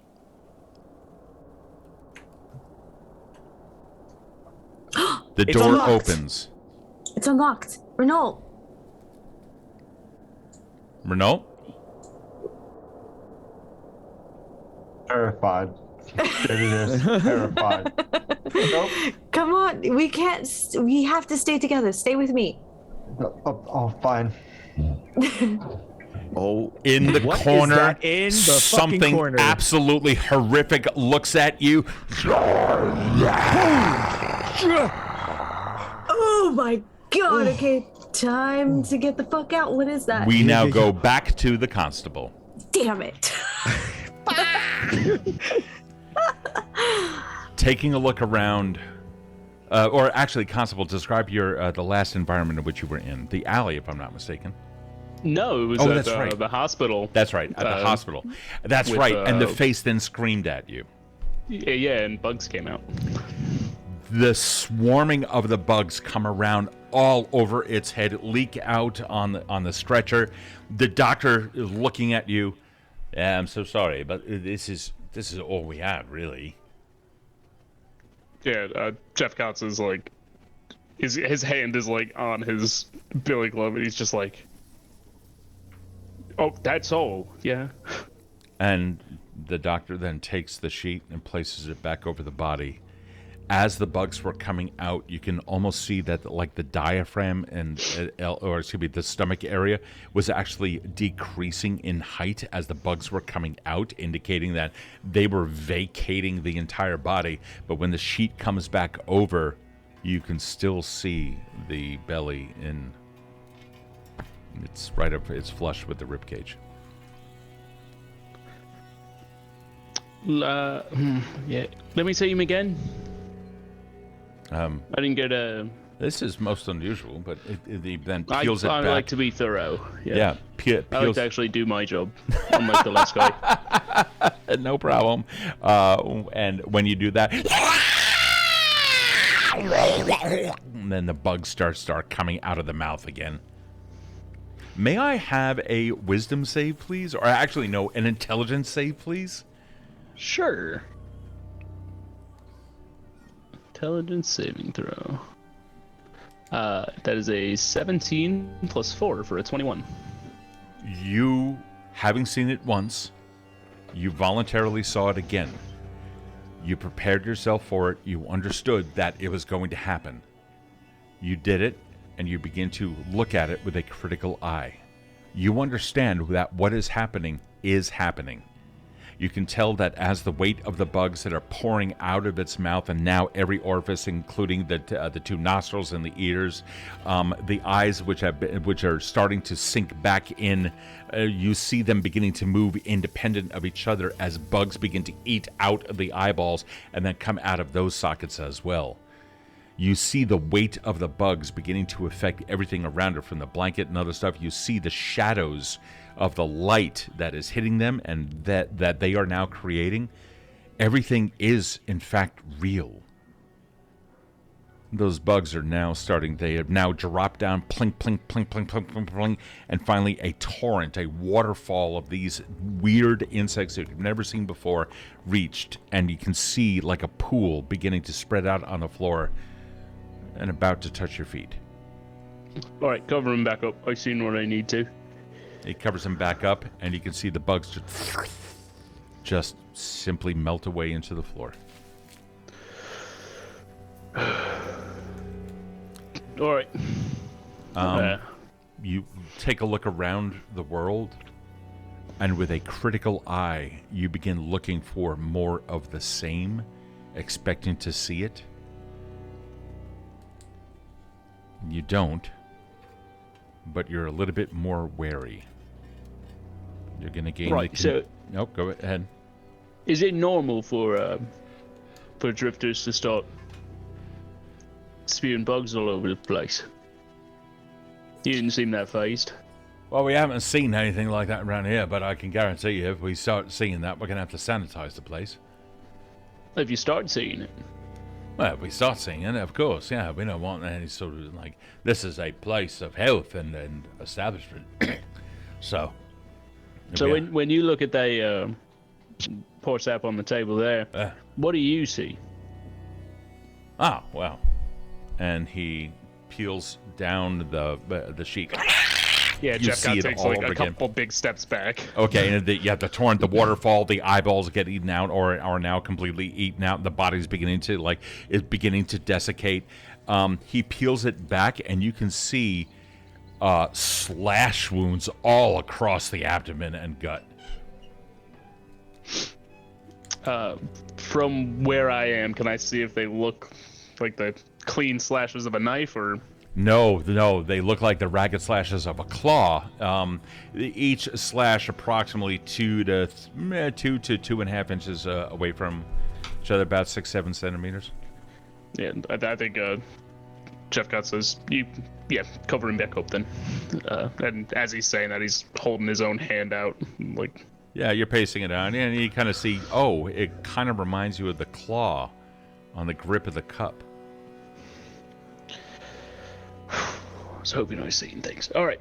I got a report to correct and a constable to reprimand. The doctor then takes a look at the gut and go, by the way, this is where the stab wound was, and sticks his finger inside of one of the holes. This is a hole. This is a slash. It appears completely necrotic on the outside, black flesh and everything like that.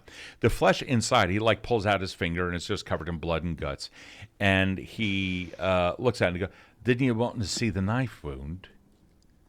He's not touching or acknowledging the slash marks anywhere.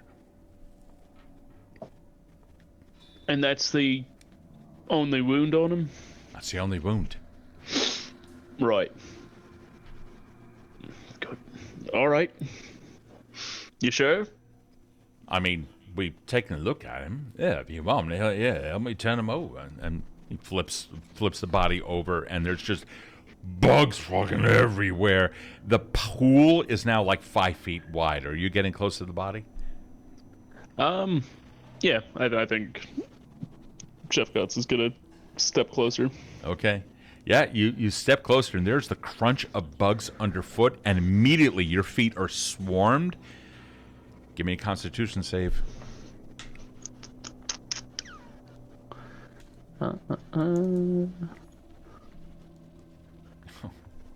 10 plus 1, 11. The screaming is beginning to become deafening. The bugs themselves, you look down, and may I have also an intelligence save, please? Mm-hmm. Oh! Nat 20. Plus 4 for 24. You are calm. You are cool. You're a freaking cucumber, dude. You're looking at bugs that are eating your... bugs. It's just bugs. The bugs are eating through your boots as you continue with the mantra, it's just bugs, it's just bugs. You're looking at this, and it's just overtaking everything. You can see them coming up your legs. You understand that this is happening. It's just not happening in a way that you're accustomed to. And so you're able to acknowledge this is something from somewhere else. You understand. You peek at it, and you can see the ripples of the cloth of your pant leg moving as things are under it, and they're like popping out and chewing holes in the pants, while simultaneously seeing that your pants are remaining undisturbed. It's fine. It's all fine. All right. Yep. We're good. And with the sort of, calmness that he can muster in the face of it. Yeah, doctor's looking at you. Let me see something here. Oh, he has no fucking. He's totally not perceptive. He's actually like looking at the body and kind of poking it. It's like. All right. Yeah. Cover and makeup. He does, and it just all disappears. All right. This has been very helpful. Thank you. You leave the hospital? Yeah, heads out. Okay. I think Jephcots at this point is gonna see if his aunt is available for a chat. His aunt? Okay. His auntie, yeah. Oh, yeah, so you're going back to the Rips. Back to the Rips. Okay, yeah, you start going back to the Rips. You take a walk down the city streets, seeing that nighttime is beginning to fall a little bit. What time did you leave the constabulary? I think it was basically the first thing he did was sort of listen to the sort of, gossip around, like what people had gotten up to the night before, what reports had come in. Sure. And then when he saw this report of the drifter with the knife wound and the sort of dismissal of it, went over to the hospital. Sure. Okay. There is a clock tower that most everyone knows, and you look at it. So you figure, if you were to estimate what time you arrived at the hospital, what would it be? Where's the, where did we say the constabulary was again? It would probably take you about, in the traffic, probably about an hour to walk to the hospital from the constabulary. So probably got there around, like 9:30ish, I'd say. 9:30 a.m. Yeah. Perfect. Awesome. So you walk outside, and you can see it's, dusk has approached. And you continue walking east, I assume, out of the hospital? Yep. Okay. The long shadows of the sun are being cast on the ground. Just fucking bugs all over.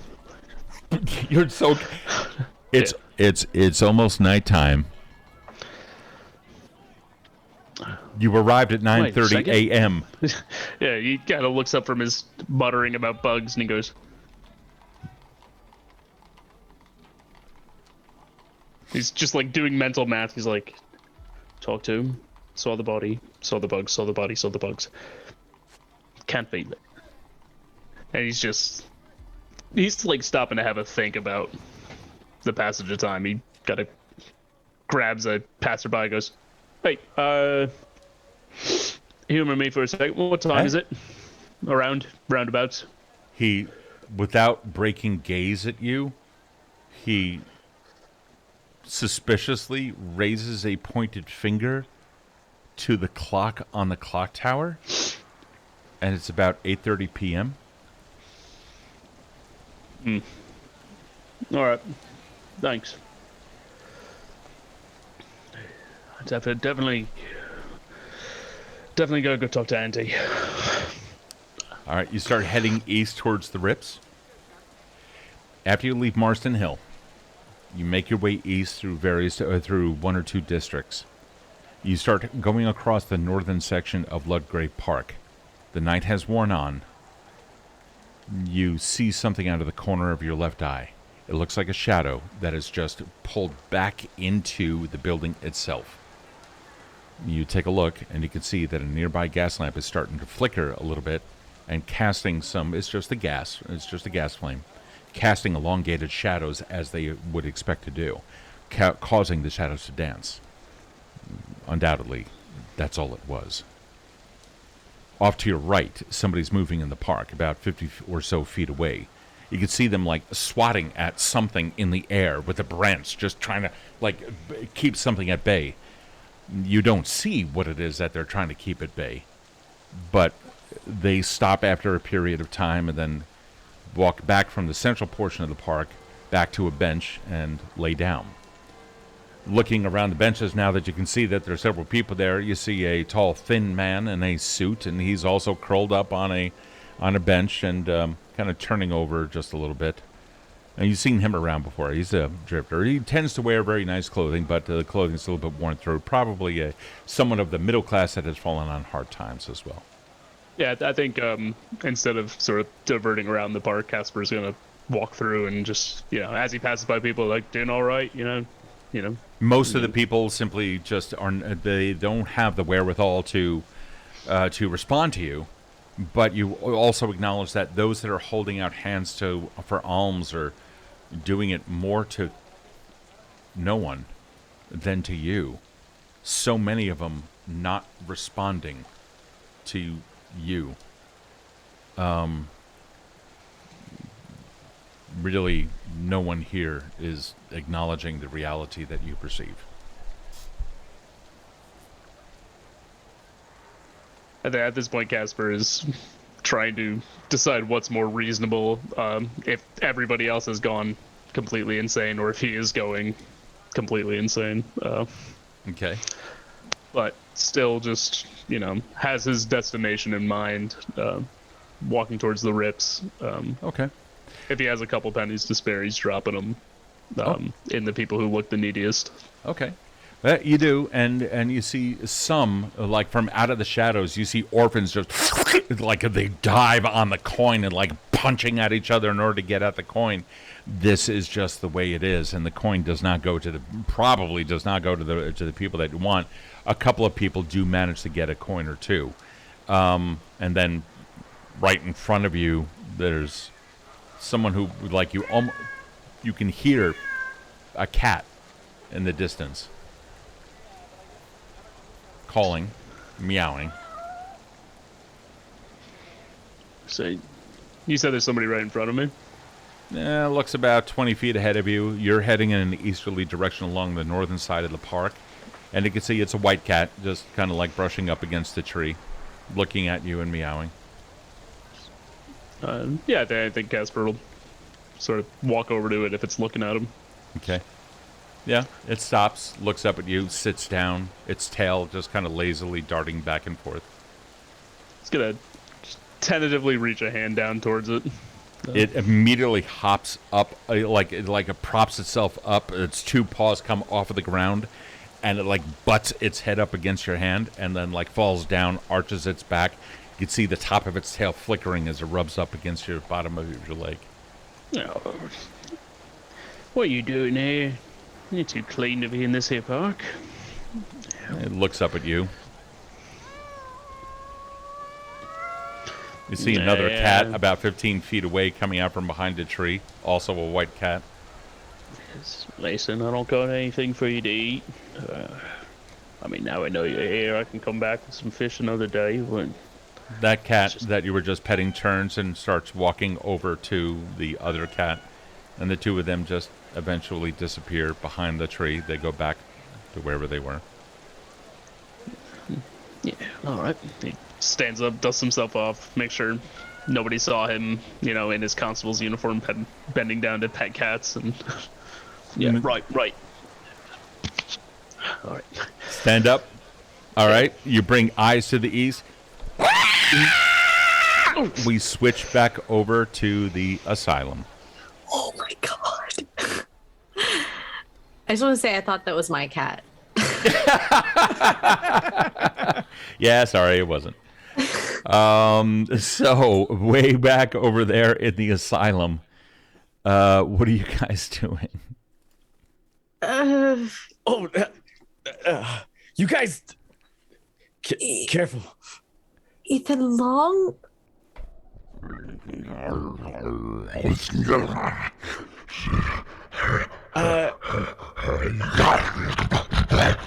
Do you think the planchette will... Yes. Yeah, I'm holding up the planchette. First off, may I please... Oh, wait a second. Hold on. The scene. There we go. That's so much better. Sorry about that, guys. Yeah, I didn't switch the scene. So first off, may I? Hold on for 1 second. Yeah. What saving throw do I need? Yeah, exactly. I think that's more it than anything else. Let me just make sure here. May I? Oh, actually, no. Nope. Never mind. No saving throw. You see what you see. It's just an absolute horrific being sitting in the corner of this room, a combination of fleshy parts from different parts of bodies, most likely those that have been carved up in this very room. After all, you see bloody tables everywhere, drag marks, and some of you even notice that in the center of this room, there is also a very large circle that had been painted over and over again with victims' blood. Sitting in the corner outside of that circle is a massive heap of multiple heads and mouths and arms and legs, unable to truly stand up on its own. It kind of shambles down, using one elbow as what could be a limb. Roll for initiative. Hey, This is our first monster. I can't. We're gonna fucking die. Rolling for initiative. It looks like that we have here. Oh, here they all come. Renault, you're going to go first. Shahid, Ophelia, and then the Abomination. You guys ready? Here we go. Renault, what are you doing? Well, first thing he's going to do is actually process the information that he's getting, kind of snap himself to, and pull out his cube. I don't know if I get another action after that. Yeah, sure. Yeah, absolutely. You get the cube. And he's going to see if he can fasten it to the side of his monocle and see if it has that similar effect. I'm looking at the map. I see where your character is looking. You have Shahid directly in front of you. When you do that, may I please have a dex save? Actually, just a dex check. Me? Oh. No, okay. Renault. 15. Okay. Shahid, may I please have a dex save? You got it coming up. Oh, boy. And what did you 16. get? 16. Renault. All right, everyone, there is a... You just see a red beam appearing, kind of flickering around as if it's an extension of Renault's own eye. Shahid, you got one over his dex check, and you immediately duck down. The Ophelia, you can see that there's something in the corner, or rather against the wall. It's just you just see a scar going straight across the stone. Renault, what are you doing as your final action here? I'm going to pull that away really quick because I still haven't figured out how to control it. You pull that out? Okay, all right. And that's it for my turn. Okay, not a problem. You got it. Let's see here. That is Shahid, you're up. All right. I got to put on the damn music. Where's the music here? Fight music. Yeah, I know. We totally need that right now. I got it, guys. Don't worry about it. But are you sure? Job. I am a bard. Yeah, you are. That's right. There we go. Something deep and mysterious. Shahid, take your action. Yeah, so Shahid kind of musters up his courage and looks over at this thing, and as he approaches, he has his cane in his hands, and he actually twists it and opens it, and there's a sword within the cane itself, and he's gonna slash out at this creature. Okay, go ahead and move your figure, move your token up to it. Okay. All right. Let's see. Yeah, so you come up, and this thing looks like it's just gonna turning around, gonna take a swipe at you. Go ahead and roll to hit, please. Let's see what you get. Go ahead and double right click on the thing, and this way you'll also be able to target it if anybody's doing that. I rolled a 22. You absolutely, yeah, you hit with your 17. Roll for damage, please, if you don't mind.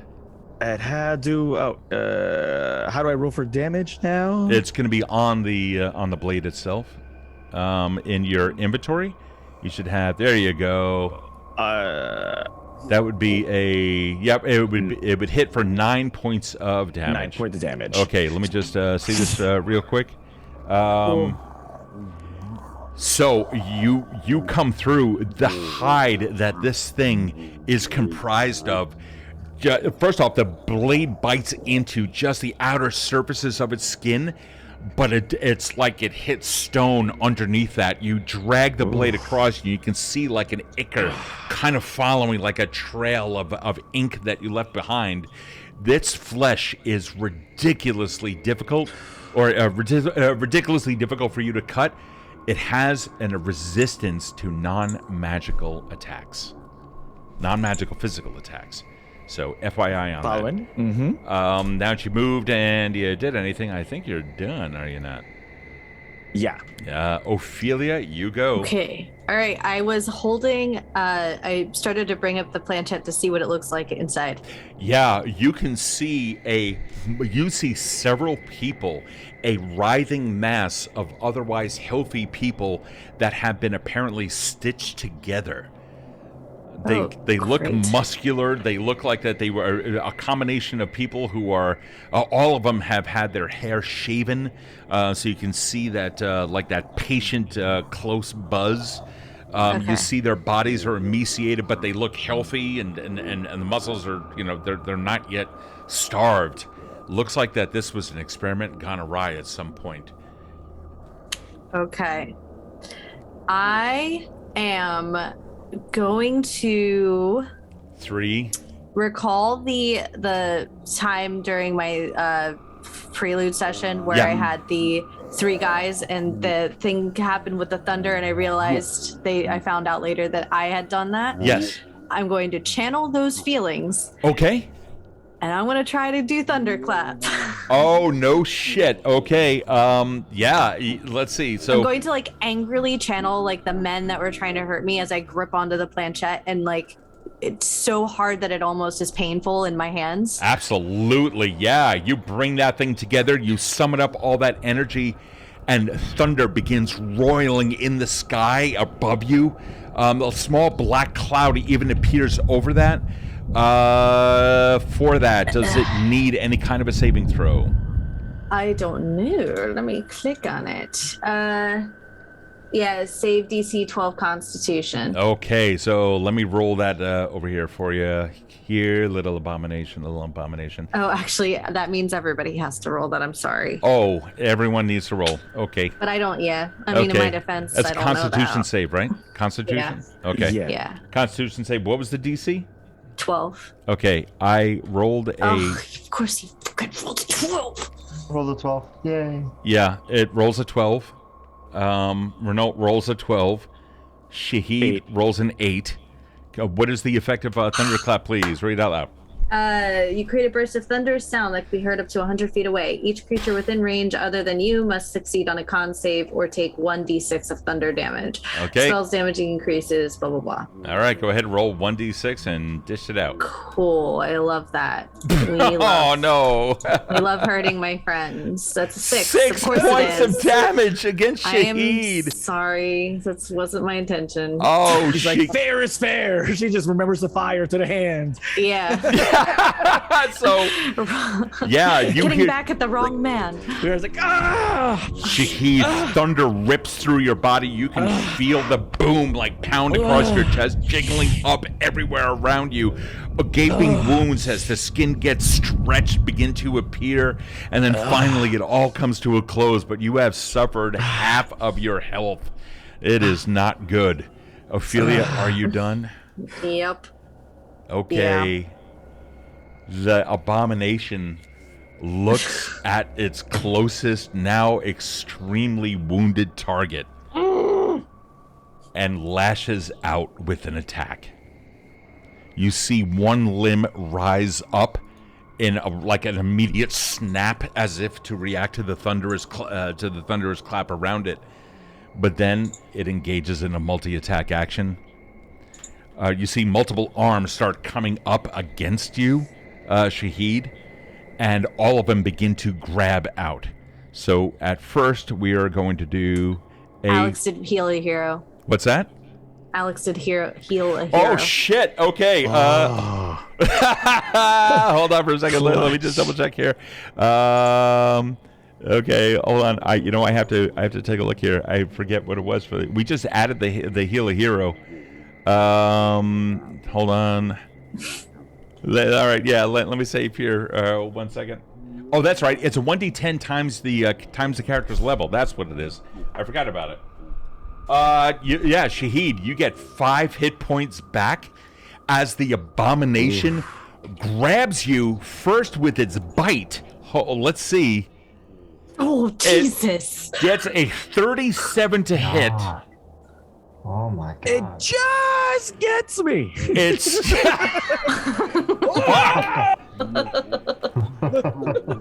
grabs on with its teeth, does not bite down.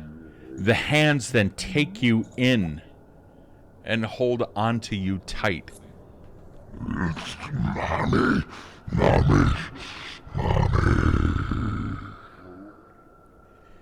And there's a that takes over your body, and you are healed for that 5. What? Am I still being held by it? Oh yeah, you're being held like a teddy bear. Oh. You guys, I wiped some of the blood off my ears that were dripping down from the thunder wave, and I'm like, I feel great. I'm in a heap of fucking trouble, but I feel great. And with that, we come back. Oh no, we don't come back to our constable. He's not there. My headphones are still on, I promise. I'm not at my fridge getting a beer. Oh, you son of a bitch, I don't have any.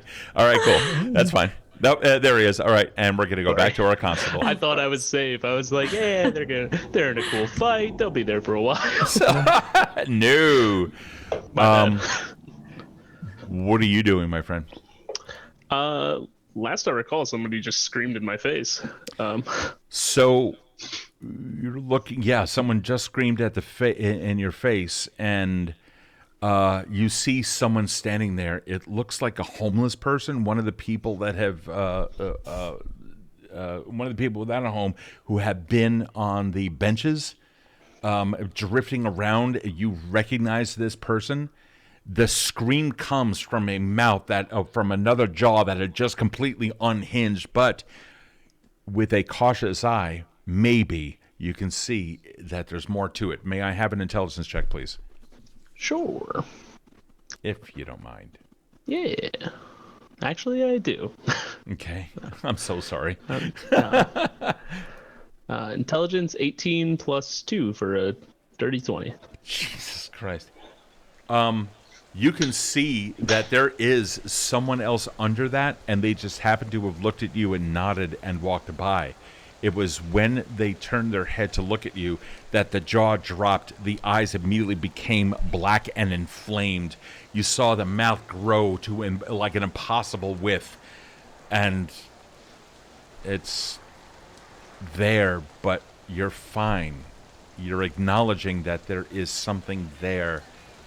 You're processing it, but you also understand that once again there is an alternate reality. It's just fallen drift. Things happen all the time. It's how things are. All right, yeah. But he is still like looking over his shoulder. Yeah, you do, and you see again another shadow that just you see a gas lamp. There within the far side of the park. You're now on the northeast side of the park, about to exit it on your way over to the Rips. A gas lamp has been hitting trees and what have you with the desired effect. There's a shadow, long shadow, cast on the ground. You don't feel the wind, but you just happen to, as you're looking around, you happen to look down at the ground and you notice that one of the shadows of a branch of that tree was moving like it was. But you don't feel the breeze, and you look up, and you notice that the branch is not moving. You look back down the shadow, and it is still. You hear people walking by on nearby avenues. All is normal. Yeah.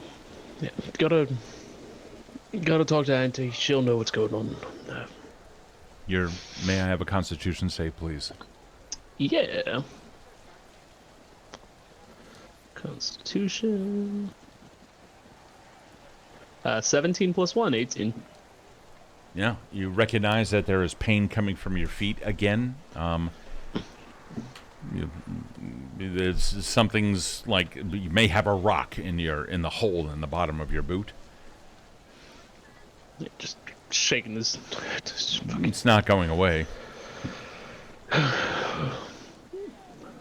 He takes a second to sit down and take his boot off and dump it out. While you're doing that, audience, can I please have an exclamation point D100?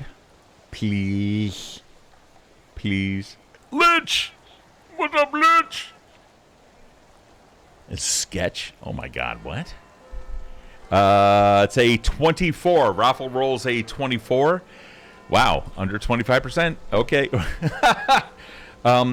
You dump it out, and you can see you see like a pebble fall out, and then there's a thunk, and something lands, and it looks like a smoke-colored cube of glass. Bend over. What is this? You go to touch it, and immediately there's a shock to your system. You are going to take... How many hit points do you have? 9. How many? Oh, shit. You take 8 hit points. There's something that goes right up your arm, and your muscles begin to spasm as you go to touch it. You look back down. It's not there, but your arm is still, like, painfully spasmed.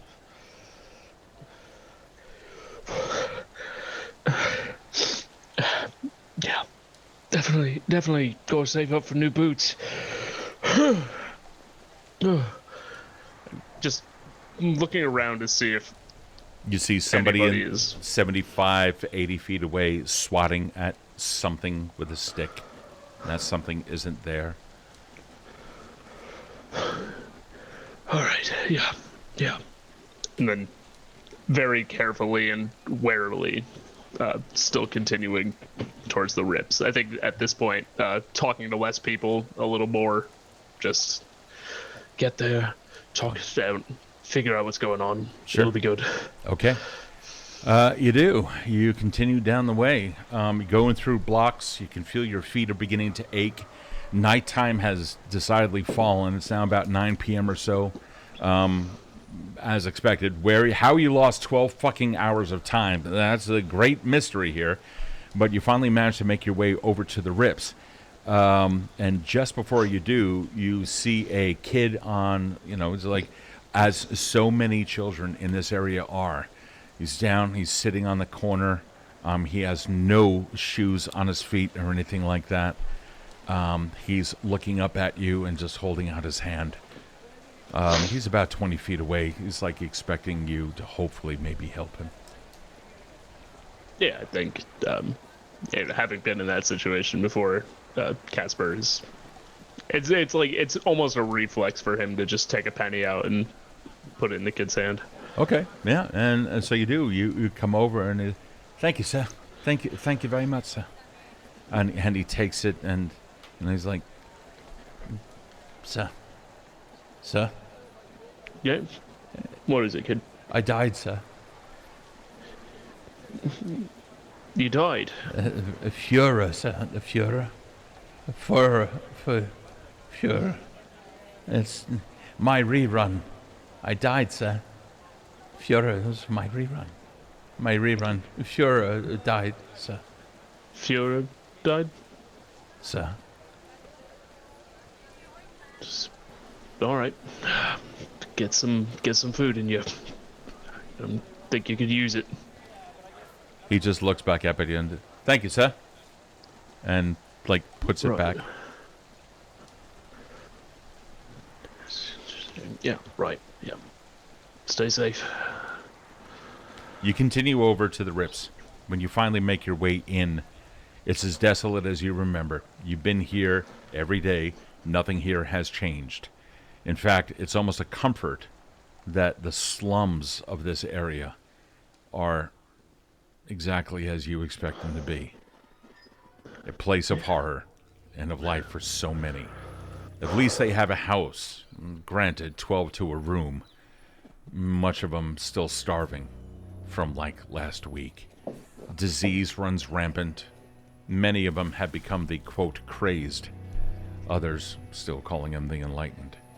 You make your way over through some back alleys, heads nodding at you, recognizing you from all the other times that you've been here, and others from your own childhood spent here. Steve, Mary, hey, how's it going? And you find your way over to your auntie's house. Auntie, it's Casper. A man opens the door. You don't recognize him immediately. He seems to come from like the next block over. Oh, hi lad. Hi.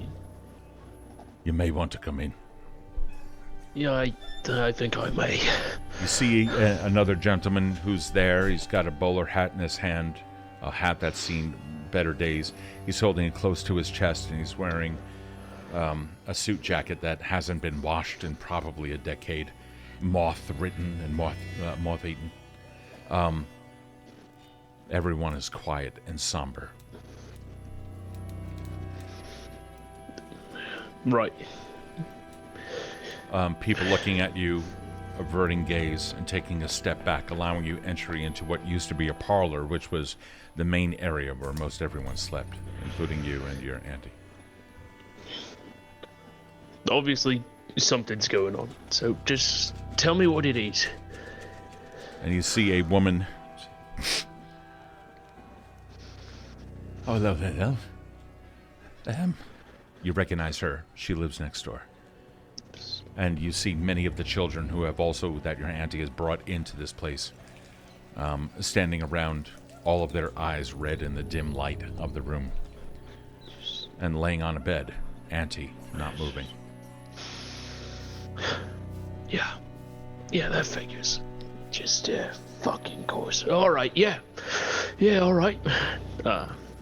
Casper walks over to the side of the bed. You can just immediately, not even thinking, just drops to his knees. Just looking for any sign of life. Unfortunately not.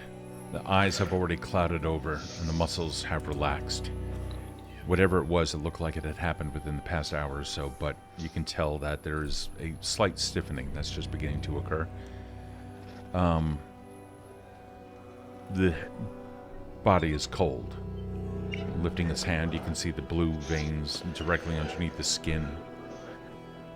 And then you see, coming down the arm, on the inside, a little bit of black. As it's heading towards the hand that you're holding. I turn, like, still holding the hand, I turn towards somebody I recognize in here, an adult that I recognize. And just... They snap up, they look at you. Yeah, love. Has she been out tonight? Anyway. Yeah, she went out to go feed some of the youngins around the corner. How long ago was that? It's about 2 hours ago, I imagine. Right. And, When she came where back. exactly? Do you know? Or, yeah, no? sure. Yeah. And you see some of the kids, they came over to help us, sir. I'm so sorry, sir. And listen, it's not your fault. This shit happens all the time. You recognize these kids are, they come from around the block. She came to see us, sir. Gave us food, sir. She got attacked, sir. I'm so sorry, sir. At that, Casper just gently puts her hand back on the bed. You can see the black continuing, and then just as you put the hand back, of course, it just, hides that now. Just, She's attacked? She Yeah. was hosing aside, sir, says one of the men fiddling around with a hat. She was complaining of gas pains or something like that, sir. She was hunched over on the right side, sir. The right side would be the side that you were at. Yeah, it's so at like hearing these things, it is just the sadness is pushed behind the cold veil of investigation. He's taking he's gonna pull back the clothing and see if there's anything there. You lift up a blouse just on the side of the ribs. You can see, she was thin. A raven lands on the window, looks inside, flies away. As you lift it up, you can see a single wound about 2 inches wide, paper thin, and necrotic all around. Black has already spread over the body in that area. You can see it continuing to spread. Slowly, but it is. All right. Listen, as much as it pains me to say this, we gotta make sure that nobody really comes in contact with this body, or as few people as possible. Well, what would you have us do, sir?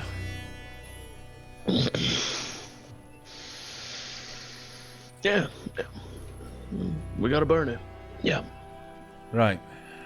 Come on, chaps. Let's go. You see a couple of the men, right?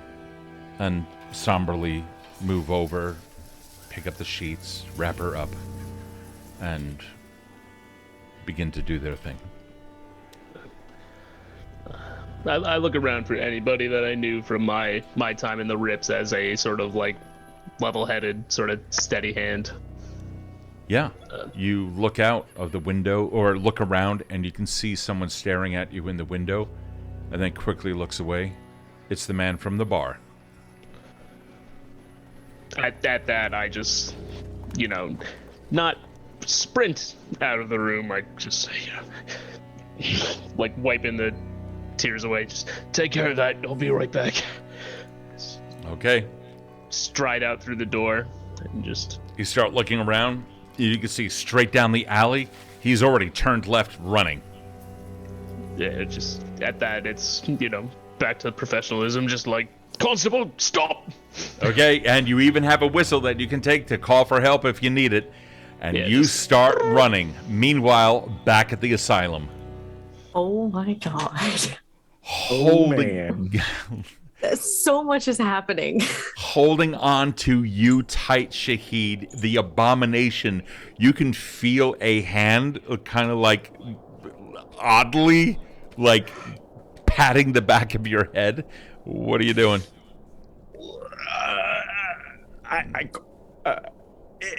Can't look through the planchette. It's patting me, and I'm just trying to nicely wriggle free to not offend the big beast after I stabbed it. Yeah, you do. Not a problem. You manage to get out. You find yourself in an awkward state. A lot of its hands don't want to let you go. But they realizing that you want to, it just lets go. Whoa. As Shahid backs away, his foot kind of scrapes over the circle, and when he looks down and he observes it, what is that made of? Does that look like a marking etched into the ground? Is that ash? No, that is blood from the victims of this room. That is blood from the victims of the room, and as he backs up, he's finally taking in the greater picture of it being a circle. Does he have a feeling this is some kind of warding symbol or something that he may have seen or read in the ancient texts that may be either holding this beast in this corner or containing something within that circle that he feels there's a reason why this beast is only in this corner, doesn't leave, especially if all the other ones seem to freely move? Ophelia looks like she's having a moment. There's an eye. We know this symbol. The Imaginarium? This is a calling card to the Imaginarium. There's like, am I right? There's an eye. Isn't there an eye in there? Wait.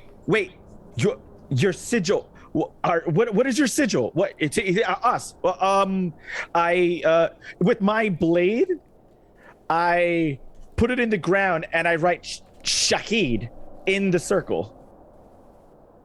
In the ground. What are you doing? They said to call them to put our sigil underneath the eye. If this is the Imaginarium, this may bring them to us or call them here.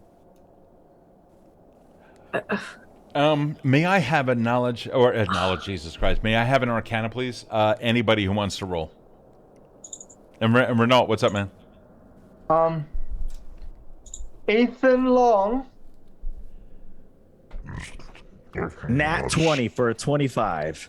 Well done. Dude! Well fucking This is what I done. do! All you fam. Well All you done. fam. Dude! You are the Imaginarium. Okay, the moment you do that, give me a second. Oh yeah! Ba, ba, ba, ba. Mike,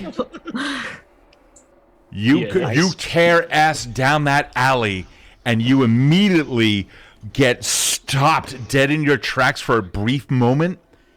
Something overtakes the area, and you hear a tremendous amount of thunder in your ears. May I please have a D6? D6. A 1. You take 1 point of damage, and immediately with that, there is something that I'm over. unconscious then because I took 8 before. I know. You feel it, your knees begin to buckle, and something occurs. There's a wave of energy, and your knees immediately find their strength again, and you pop back up because you get 5 points back. Some kind of energy occurs. You see down the alley. Imagine, if you will, the alley goes straight and then turns left. This is where he went. Directly outside of the building, there is another alley. As you were tearing ass out of this house and beginning to run down, you didn't quite get past the initial alley. You simply ran out of the house, and that's when it hit you. As soon as that happened, your knees began to buckle. You saw someone standing at the end of the other alley. In this case, it looked like an older man in a hat, a top hat, holding a cane. And he looks like he had squeezed the cane top, and that's when you had some health restored. The moment, though, that you saw that, his body had appeared transparent the entire time, and once you regained health, you looked back and he wasn't there. And instead, you hear the footsteps of your quarry leaving. But first, we have to go back to the asylum.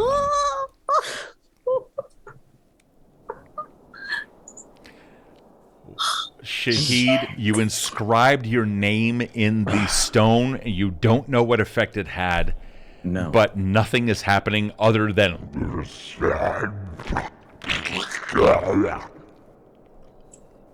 Okay. Perhaps back away slowly. Oh, yeah. We're backing all the way back. The figure kind of looks at you with one of its heads and tries to come forward a little bit, looking like it kind of like shifts and is trying to stay outside of the circle. I knew it. Okay. And can't So he just come... points and goes, ha, ha, ha, ha, ha. You see, See what? it's not passing this circle. It's a ward. It's warding that creature away. That's why he's stuck in that corner. It's because of this sigil, this perfect circle. Renault? Renault? You look at the creature, And as Shahid is saying that it has to do with that the circle is a ward, you see one of the planar human faces that have been attached to this thing shaking its head no as best as it can.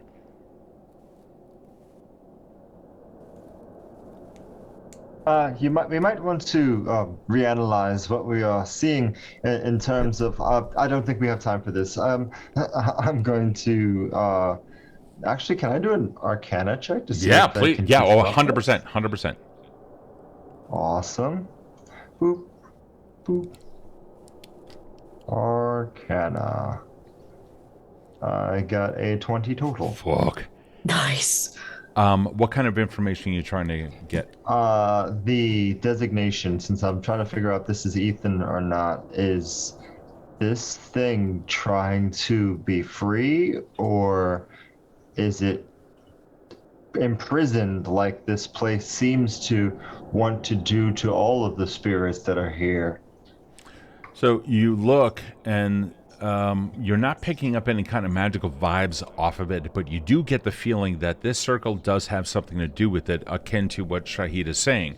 You're unsure of the ward nature of it. And with your Arcana check, you're looking around and you don't really kind of notice anything that would be a warding sigil, but then again, you probably wouldn't know what that looks like anyway. I mean, after all, you don't see lasers anywhere. You come from the 8th Age.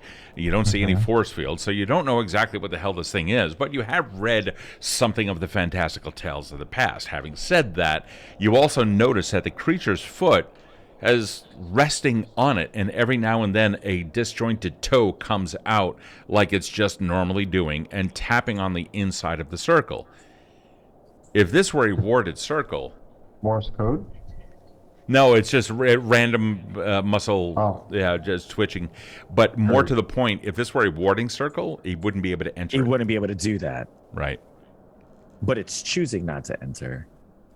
Because it doesn't want to disrupt it. May I have an insight check? Gladly. Oh. Insight. Boop. Nice. Let's 22. go, Renault.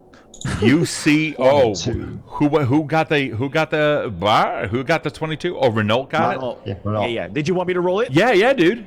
Oh, okay. Ophelia, you can too if you want. Hell I only got an 8. Oh, he got an 8. Okay. Insight. Insight. My thing. Oh, damn it. It was so close. And you got a 3. Oh, fuck. Okay. I love my 3s. I know, man. You're on a roll with 3s lately. Single digit gang. Oh, man. Renault. Shahid, can you repeat the last thing you said? What the hell did Shahid just say? It's a ward, a perfect circle ward, right? No. Because I forget what it was. I said perhaps it didn't want to step across it because it didn't want to disrupt it. That's right. Okay, and you see Renault, that plain face as the body turns another plain face, looking a little bit different than the other one, looking over at Shahid and then looking down to the circle, and you swear, Renault, you see a tear come out of that and fall. You get the feeling that this creature is not banned by the circle, but is afraid of the circle.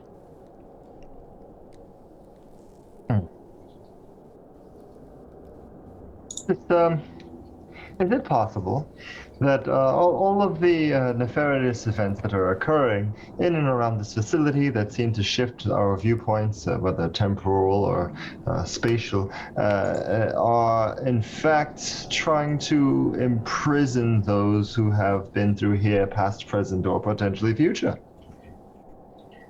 You are all to be checked into this place, and I'm sure that's not something you wanted to be a part of, and I believe the workings of this, I guess, coding could be one of those things that makes it so.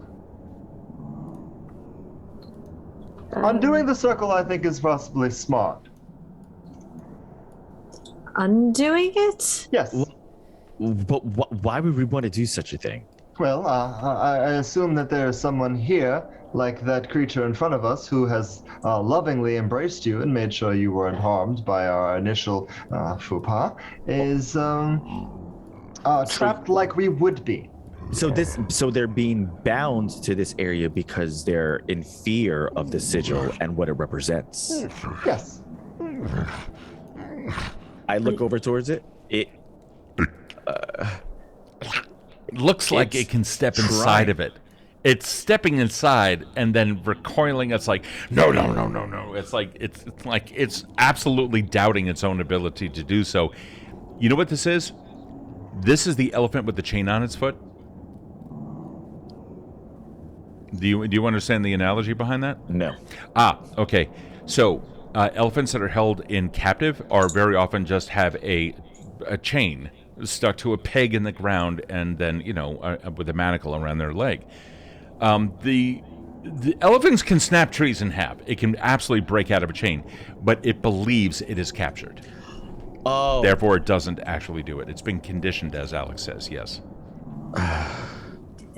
Do you understand us?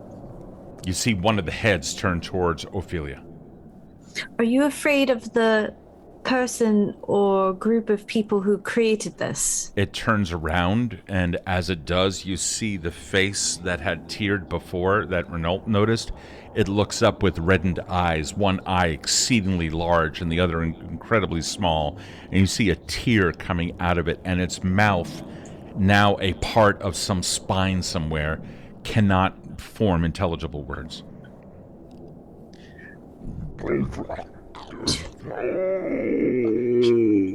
Shahid, yeah, go ahead.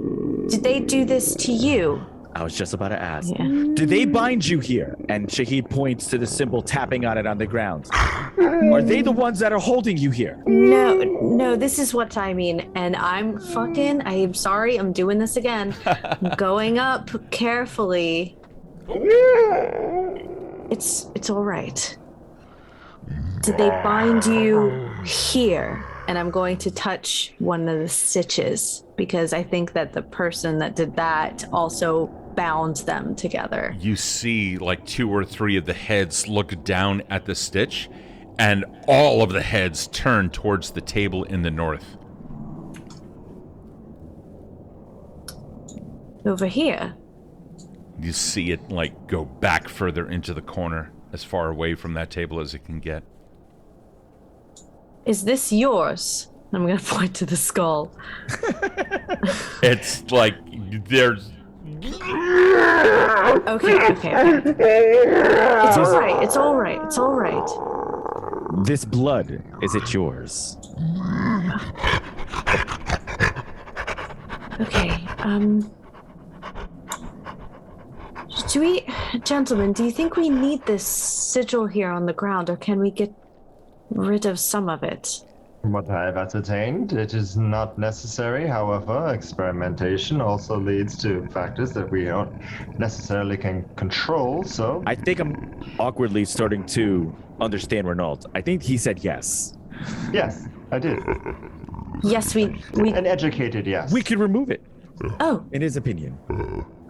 Okay. I'm going to try to smudge what I can with the...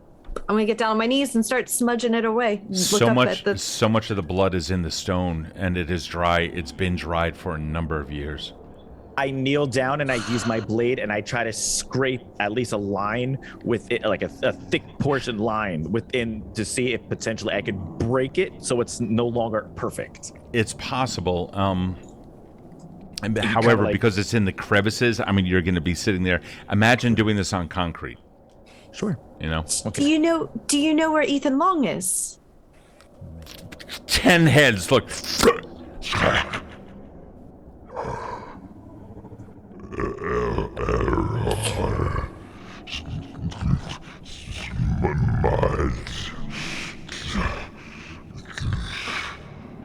If that's a yes, can you take us to him? And I'm going to open up this door. Okay. Go ahead and open the door. It opens up into a room, and you can see the heads looking at you. That's not what I thought it was. Okay. You look in there, and it appears to be something akin to a hallway. You can see lights down at the end of it. However, You also see a body slumped in a dark corner. I do? You do.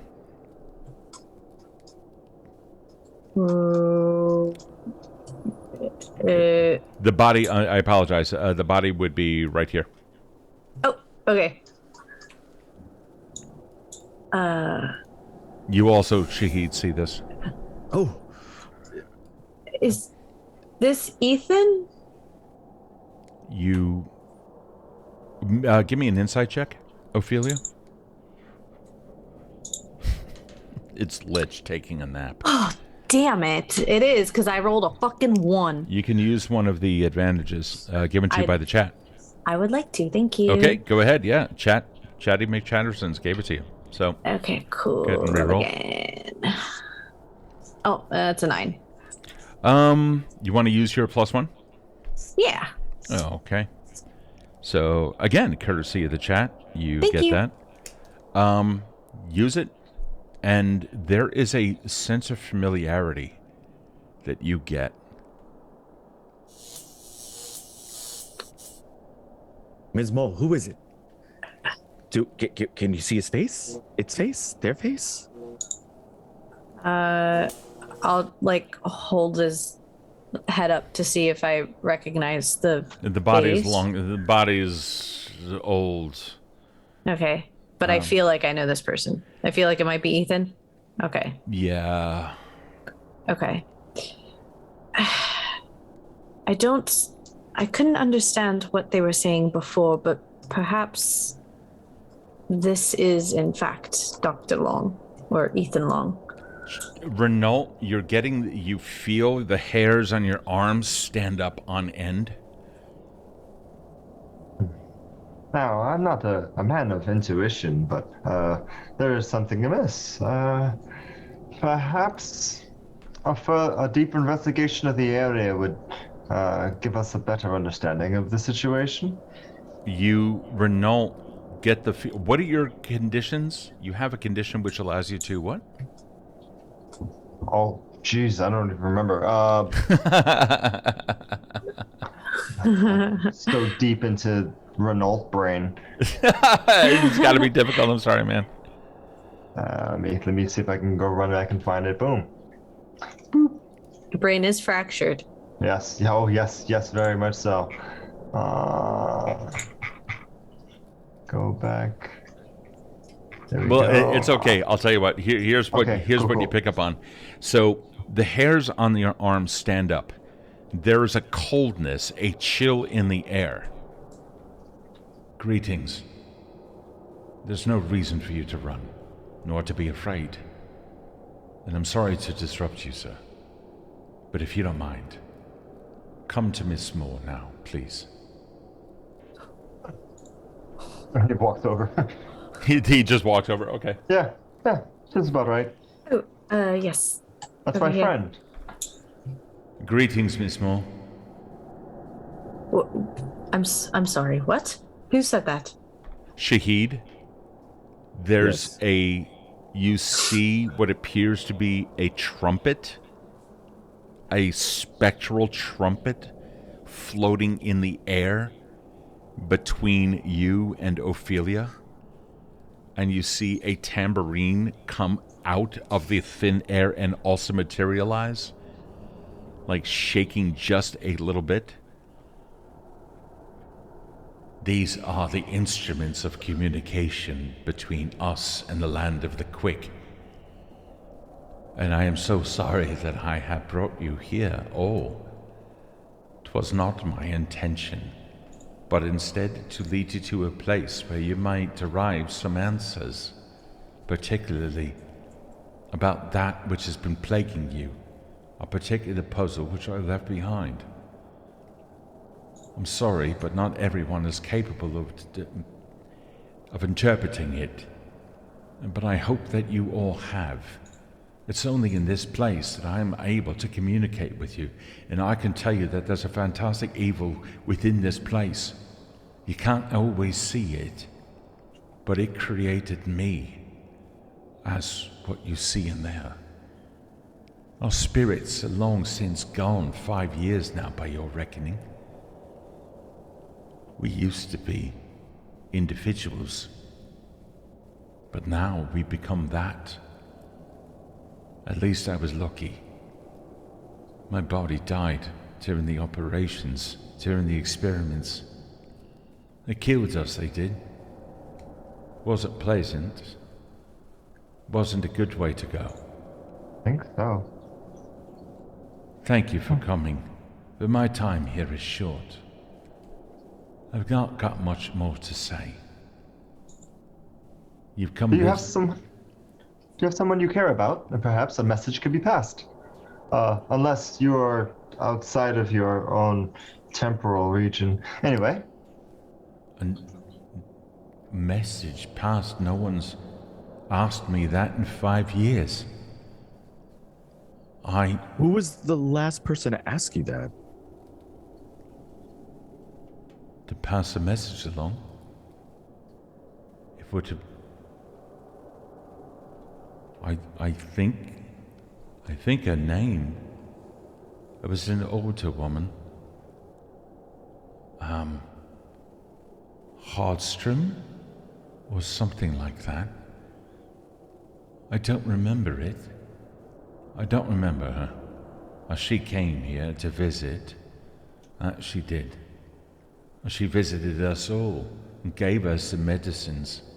We took a look at the medicines. I have to go. But you will want to look further in this hole of hell, in this place that holds us and binds us, so that we may never leave. Goodbye, Miss Moore. This will be the last time you've heard of me. Goodbye. With that, the spirit fades. That is very unfortunate. I didn't get the message. That is okay. We go back over to the constable.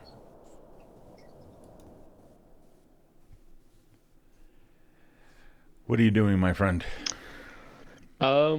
Yeah, after a sort of quick nod of thanks in the direction of the spectral figure who helped me keep my feet under me, it's still hauling ass after the man who was running away.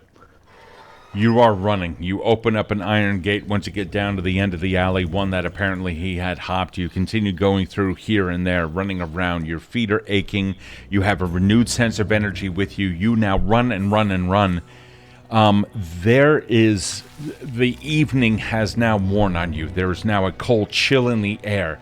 You've stepped in in puddle after puddle. You don't know where he's gone.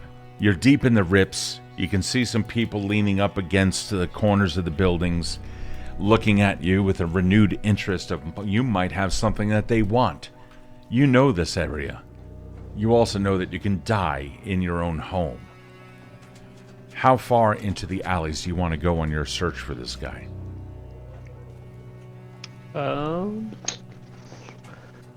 I think it's basically until... Like, he's not an idiot, so he recognizes that if he runs himself to the point of exhaustion, he'll end up dead in an alley, you know. But basically to the point that he can still run out of the rips at the end of it. Okay. He's gonna expend what he's got. You do. You come out of the rips finally. You're tired. You're leaning on the other leg to prevent further pressure down on your foot. You take just a brief moment to examine. The blister has already popped and the raw skin is there. It's bound to become infected. It doesn't look good. You know the hospital is back across the park. It's going to take you a little bit to get there, but it's probably the best job for you, or the best thing for you right now. You've lost potentially track of this. Now, if you don't mind, let's make a couple rolls and see exactly how much information you were able to get from your quarry before they left. So give me an investigation check and a survival check. So investigation. is a 14 plus 6 for a dirty 20. Wow. Survival is a 3 plus 2 for a 5. So you did lose their tracks. You weren't able to get much of anything, but what you were able to pick up from them as they were leaving was at one point just before he turned, and you're replaying the scene in your head, right? You're replaying it just before he turned to left to go down the alley. You swore you saw him. At first you thought he was ducking. No, he was lowering himself for a jump. And he jumped. You replay it in your head. You see it again. And he jumped with an alacrity and a strength no human could possibly have. Yeah, alright. Alright. Next time I'll be up on the roof. We'll see how well it goes for you. And then he's just gonna sort of hobble his way over towards the hospital. Okay. And so you do. You make your way back through the various districts, crossing the northern portion of Ludgrave Park again. And you go the way, and you can see now there are several people that are gathered over at the fountain. The fountain in the middle of the park has not seen water run in a number of years. Nothing much or anything, but you're silently moving your way across. And when you finally get to the other side, it just looks like a couple of city folk had just been hanging out or what have you. You heard a small girl scream in the park before you actually exited the park and turn around, and you could see some of the people from the fountain now rushing over into that area. You begin hearing the sound of bells, the striking of the clock, of course. In so doing, there's an odd... That's not it. That's not it. It sounds way too close. And then... rain. Whole rain begins to come down on the area. Yeah, that tracks. Of course, just my fucking luck. Now it's raining. You don't recall there being any bell in the area. It sounds like a ship's bell. And then, again, you hear it. You look up at the clock. Midnight struck. You continue over to the hospital? Yeah, just... Then you're moving, favoring your foot. When you finally arrive, you're back down into the area of Marsden Hill, and you've now trekked up to it. And the very first thing that you see are the roofs of the hospital and the asylum next to each other beginning to appear. And then finally the full frontal facades of both of these establishments. You start veering towards the hospital. May I have a perception check, please? Sure.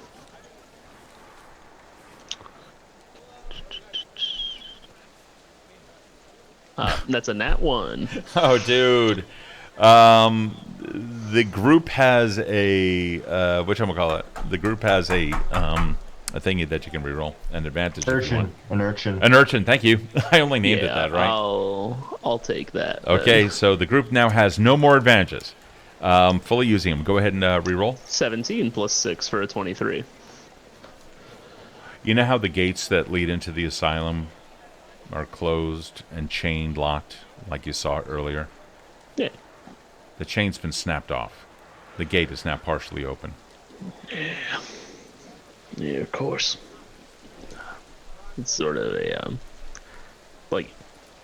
he would love to go snooping through the asylum to see what's going on, but given the limp that he's, sort of, dealing with, he's gonna, make that mental note and then continue on to the hospital. Sure, you do. May I have another perception check? Mm-hmm. Perception. Nat 20. Plus 6, 26.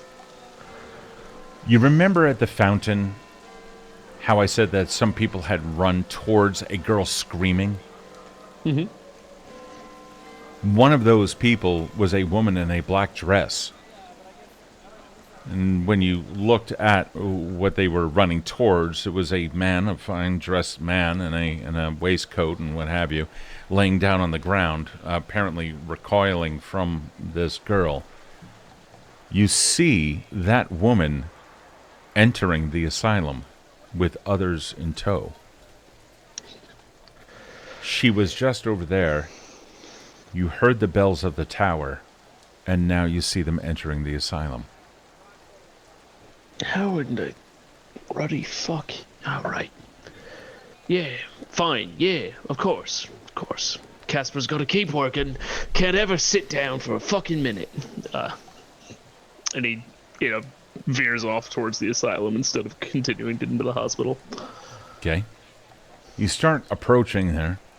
The sounds of Marsden Hill and the surrounding area getting a little bit softer. Rain coming down, creating new puddles of infectious fluids down on the ground. As you approach, you can feel the depression that the asylum gives off. You know that there are people inside.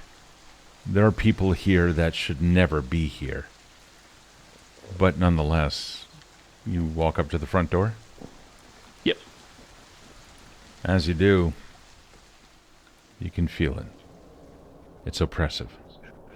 You find yourself in the front of the hall. What are you doing? I think given that he just saw a mysterious person at the scene of some sort of chaos in the park, and then breaking into an asylum, he's, drawing the pistol, having it in hand as he sort of walks into the, further in. Okay. You do. You find yourself there at the steps. You can walk up. We're now in Foundry for you. You can now walk up to the front door if you wish. Yeah, it's loading for me because of my ancient computer. It's okay, man. It's absolutely fine. I'm going to here. Let me see if I can push it out to you. Well, either way, you're at the front door? Yeah. Okay. Let me get to where I need to be so I can assist you. One moment. There we go. So you begin... now I can see. Now you have it? Okay, awesome. Yeah. Yeah, go ahead and you can walk right up to the door. You see that the right one is open. Just gonna sort of, step into that doorway and just call into the, I hit the arrow key again instead of... Same thing I was doing yesterday when you showed me how everything works. It's okay. This is all new to you. You gotta give yourself a break. It's okay. I play D&D online, but I normally do exclusively just Theater of the Mind. Gotcha. You step into a room. The chamber that you find yourself in has what appears to be a check-in desk on the right-hand side. You don't see anybody behind the desk. And there is a chair in a corner on the left-hand side. Directly in front of you, you also see what appear to be stairs. The right-hand staircase that goes up and a left-hand staircase that goes down. From down below the steps, you can see an eerie green light. Step up to the top of the staircase and then just call down and go, all right, Constable, come on up. Hands over your head. Everyone, you hear that voice in the hallways. Is there a... I'm sorry. Did you hear that? Likely one of the overlapping temporal anomalies that are plaguing us. I've been hearing so many things. You have to be more specific. What is it that we're supposed to be hearing this time? The screaming, I think. No. Or the pounding on the wall? No, I heard a copper call out. He said Constable. That's what we need. Not the crunching of the gnashing teeth in the walls in between the corridor. Yeah, you know what? I would prefer that, actually. That means there's some manner of authority nearby. Hello, Mr. Officer. You hear a voice call out from somewhere in the house around this area. It's faint. They're very far away. Right. Hello. They said it's the asylum's closed for a reason. Come on up. We can sort this out.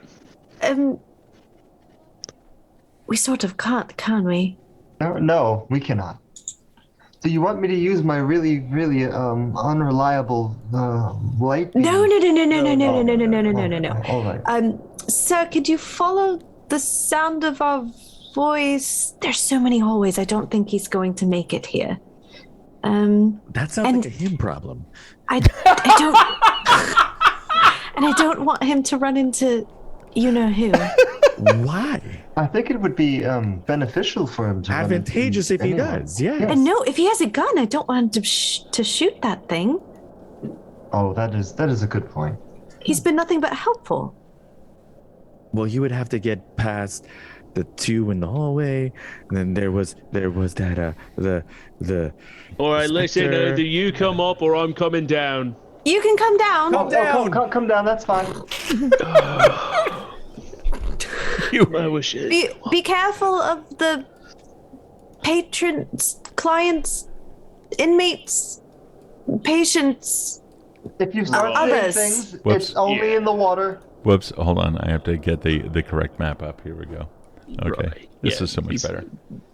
Mind Just the up The others. stairs. So, Mind your hallucinations. Mike, you can hear all of this. Give me 1 second, and I will put you right here. So there you go, Mike. The map should now be loading for you. Yep, it's loading. There you go. Again, I bought this computer in 2013, Okay. and it's been going not quite strong since then. Oh, man. Okay. Well, you see in front of you what appears to be a large room. The room itself has an individual whose face is glowing in a corner, sitting on a chair nearby. A table in front of him is separating him from you. The room has 3 doors that you can see at the bottom, from the bottom of the staircase. One off to the right, also beside an empty chair. All of the doors so far, or excuse me, the one on the right, are flanked by 2 sconces. Can you see the map yet? Yep, now I can see it. Great. Okay. So feel free to go from there. So turning towards the figure in the chair, he goes, "Right, were you one of the people talking to me?" We would be more than happy to take you in as an inmate if you wish. Right, so you weren't then. All right, got it. You see the figure get up a little bit and starts moving towards you. Please, this way, if you do not mind. Extending out his hand as if he's going to touch you. Still some 15 or so feet away. Yeah, leveling the gun at him, going like, "I'm a constable. Stop right there. No closer." Constable. That would be a most egregious offense if you were to shoot the facilitator of this facility. Let's stay. No one's getting shot here, unless they need to be. What's your name? My name is Dr. Belfry, he says as he comes even closer. Yeah, just taking as he steps forward, stepping back to keep that distance between them. Yeah, go ahead and move yourself on the map, dude. I need to be able to see it. Yeah, sorry. It's okay. Here. No closer, or I'm going to start firing. You do not want to do that. Otherwise, we No, would have I to don't admit want you to. for the insanity of violence. Please, sir, just come with us. I think after one more step back, which I don't think I can take. No, probably not, but I can tell you this much. There's 10 feet of space on his left. Or on his right, your left. Okay. Yeah, I think he's just going to sort of try to rush past him. Okay, hoping go, that yeah, that go works ahead, for him. man. Please, an examination. Oh, did you just step up to him? I didn't mean to, Steve. You know I didn't mean to. I'm stupid. Leave me alone.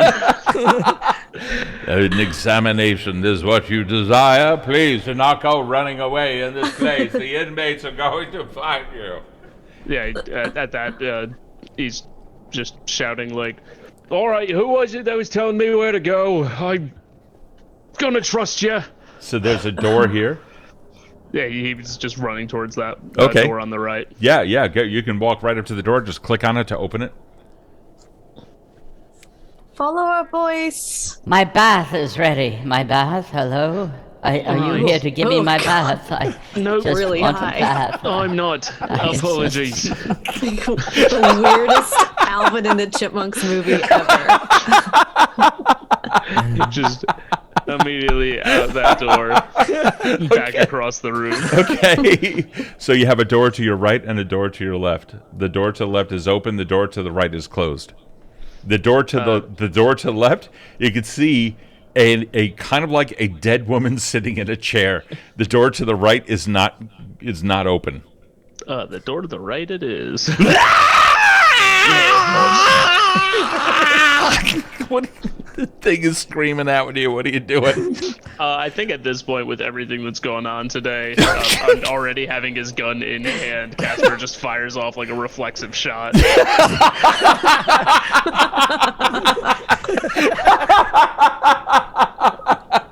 So Jesus Christ.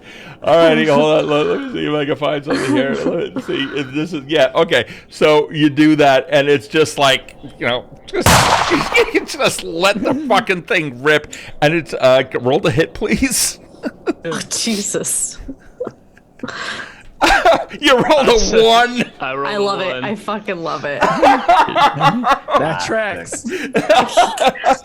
You actually retire. Yeah, exactly. I'm One gonna day go left. make Constable, it. just leave your badge on the step. We'll pick it up on the way out. So Did we hear that shot? Yeah, absolutely. You heard the shot. You heard the scream. You knew exactly where he was. You probably know what he was shooting at. Meanwhile, Mike, the figure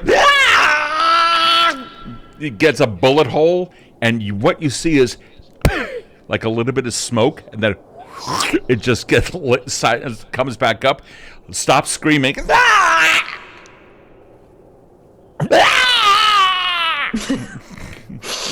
You gonna shut the door? At this point, like staggering back. Oh yeah.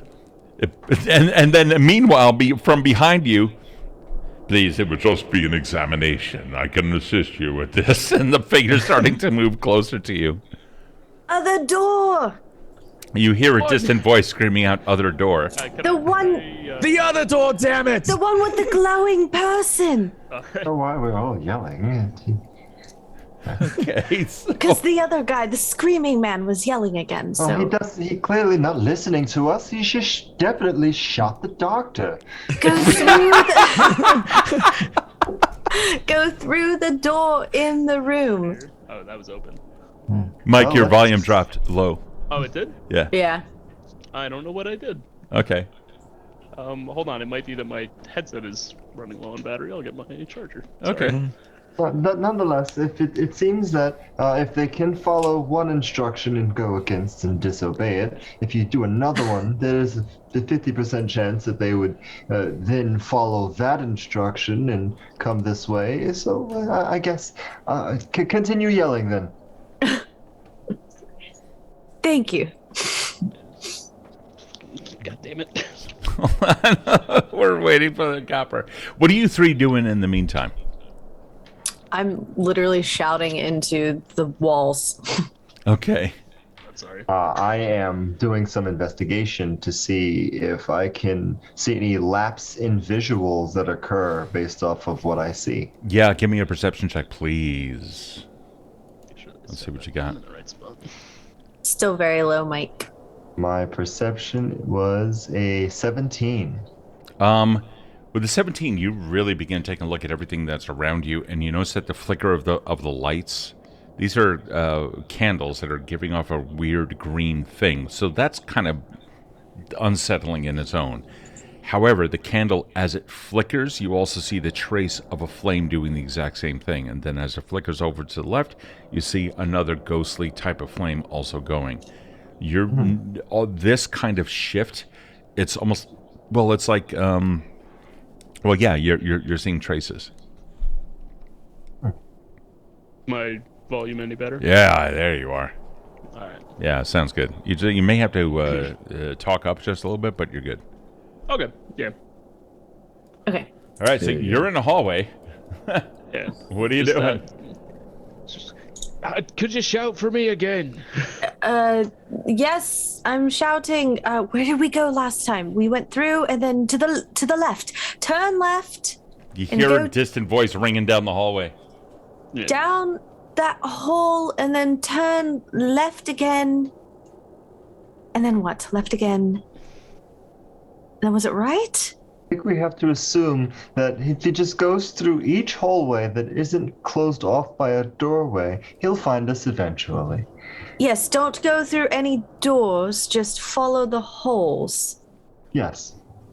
Can I roll? Can I try to pinpoint the direction that these shouts are coming from? Yeah, it seems to be coming from to your character's left, which would be, judging by what you can see out of your periphery, a hallway that continues down. Okay. There you go.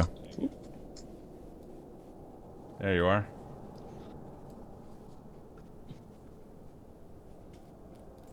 And you come into a very wide hallway that seems to be like 15, 20 feet wide or so off to your left, and your back is to a door. This way. Yes, I think I see you. Come through the door. Here, I'll meet you because you should be prepared. But Miss Ophelia. She's going. it's right here. Yeah, okay. Mr. Ophelia, warn him that you're not a vagrant or. I'm not a vagrant. I'm not a vagrant. I'm a lady. Clearly. You hear some kind of deep rumbling from within the room. So don't panic. Yeah, that's a normal thing here to Yes, not well, panic in the face. I know how constables can be trigger happy sometimes, so I'm going to ask that you are not in this case. These are patients and they need our care and compassion and empathy. And then with the sort of sigh of somebody who's had to give this kind of speech before he holsters the gun, he goes, "Okay, yes. This asylum was closed down. It's no longer your home.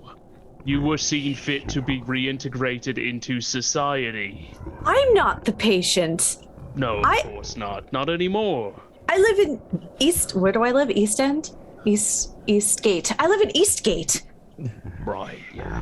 And we'll get you back there, I promise. Oh my. Okay. Is he serious? You know what? Fine. Fine. We'll just come right back. Oh, hello. We'll just go. Renault, where are you? No, let him find out for himself. Do you hear this? Hear what? The bells. No. The chimes? No. I hear nothing. We shouldn't really be talking about hearing things in front of somebody who assumed that I've lived here. Yeah, no, naturally. It must be in this room. Oh. Mike, you also realize that the person who was just talking was the well-dressed man who was recalling from the little girl at the north end of the park before you... Yeah. I still don't hear bells, Shahid. I think he's cautiously walking towards the door. It's okay. It must be. We've just been here for too long. That's all. I'll be fine. I'll be fine. Right. I just want to say, based off of normal perspective, I should be admitted to a home, unlike your original assumption of Lady Ophelia. Don't. Not assisting. Not even a little bit. Don't tell the police. Don't tell that to the police. Renault. I've had a very strange day. If you could all just come with me to the station, I would be more than happy to get you to whatever. Officer, why don't you step in here and have this conversation with us? Fine, certainly fine. Yeah, whatever. As soon as he steps in, I gesture right there. This thing runs towards you and is like, "Daddy!" You see multiple arms and heads all attached to this immense body. So many of them just standing in the circle, looking right at you. They're just scrabbling back a couple steps, like not drawing his gun, but scrabbling at the holster. No! Don't! Officer, don't! Give me a perception check, Mike. I'm sitting here comforting the monster, like... It's a 19 plus 6, 25. Damn. You see your aunt's face in the body. Book me sideways. We'll see you guys next week. Ah!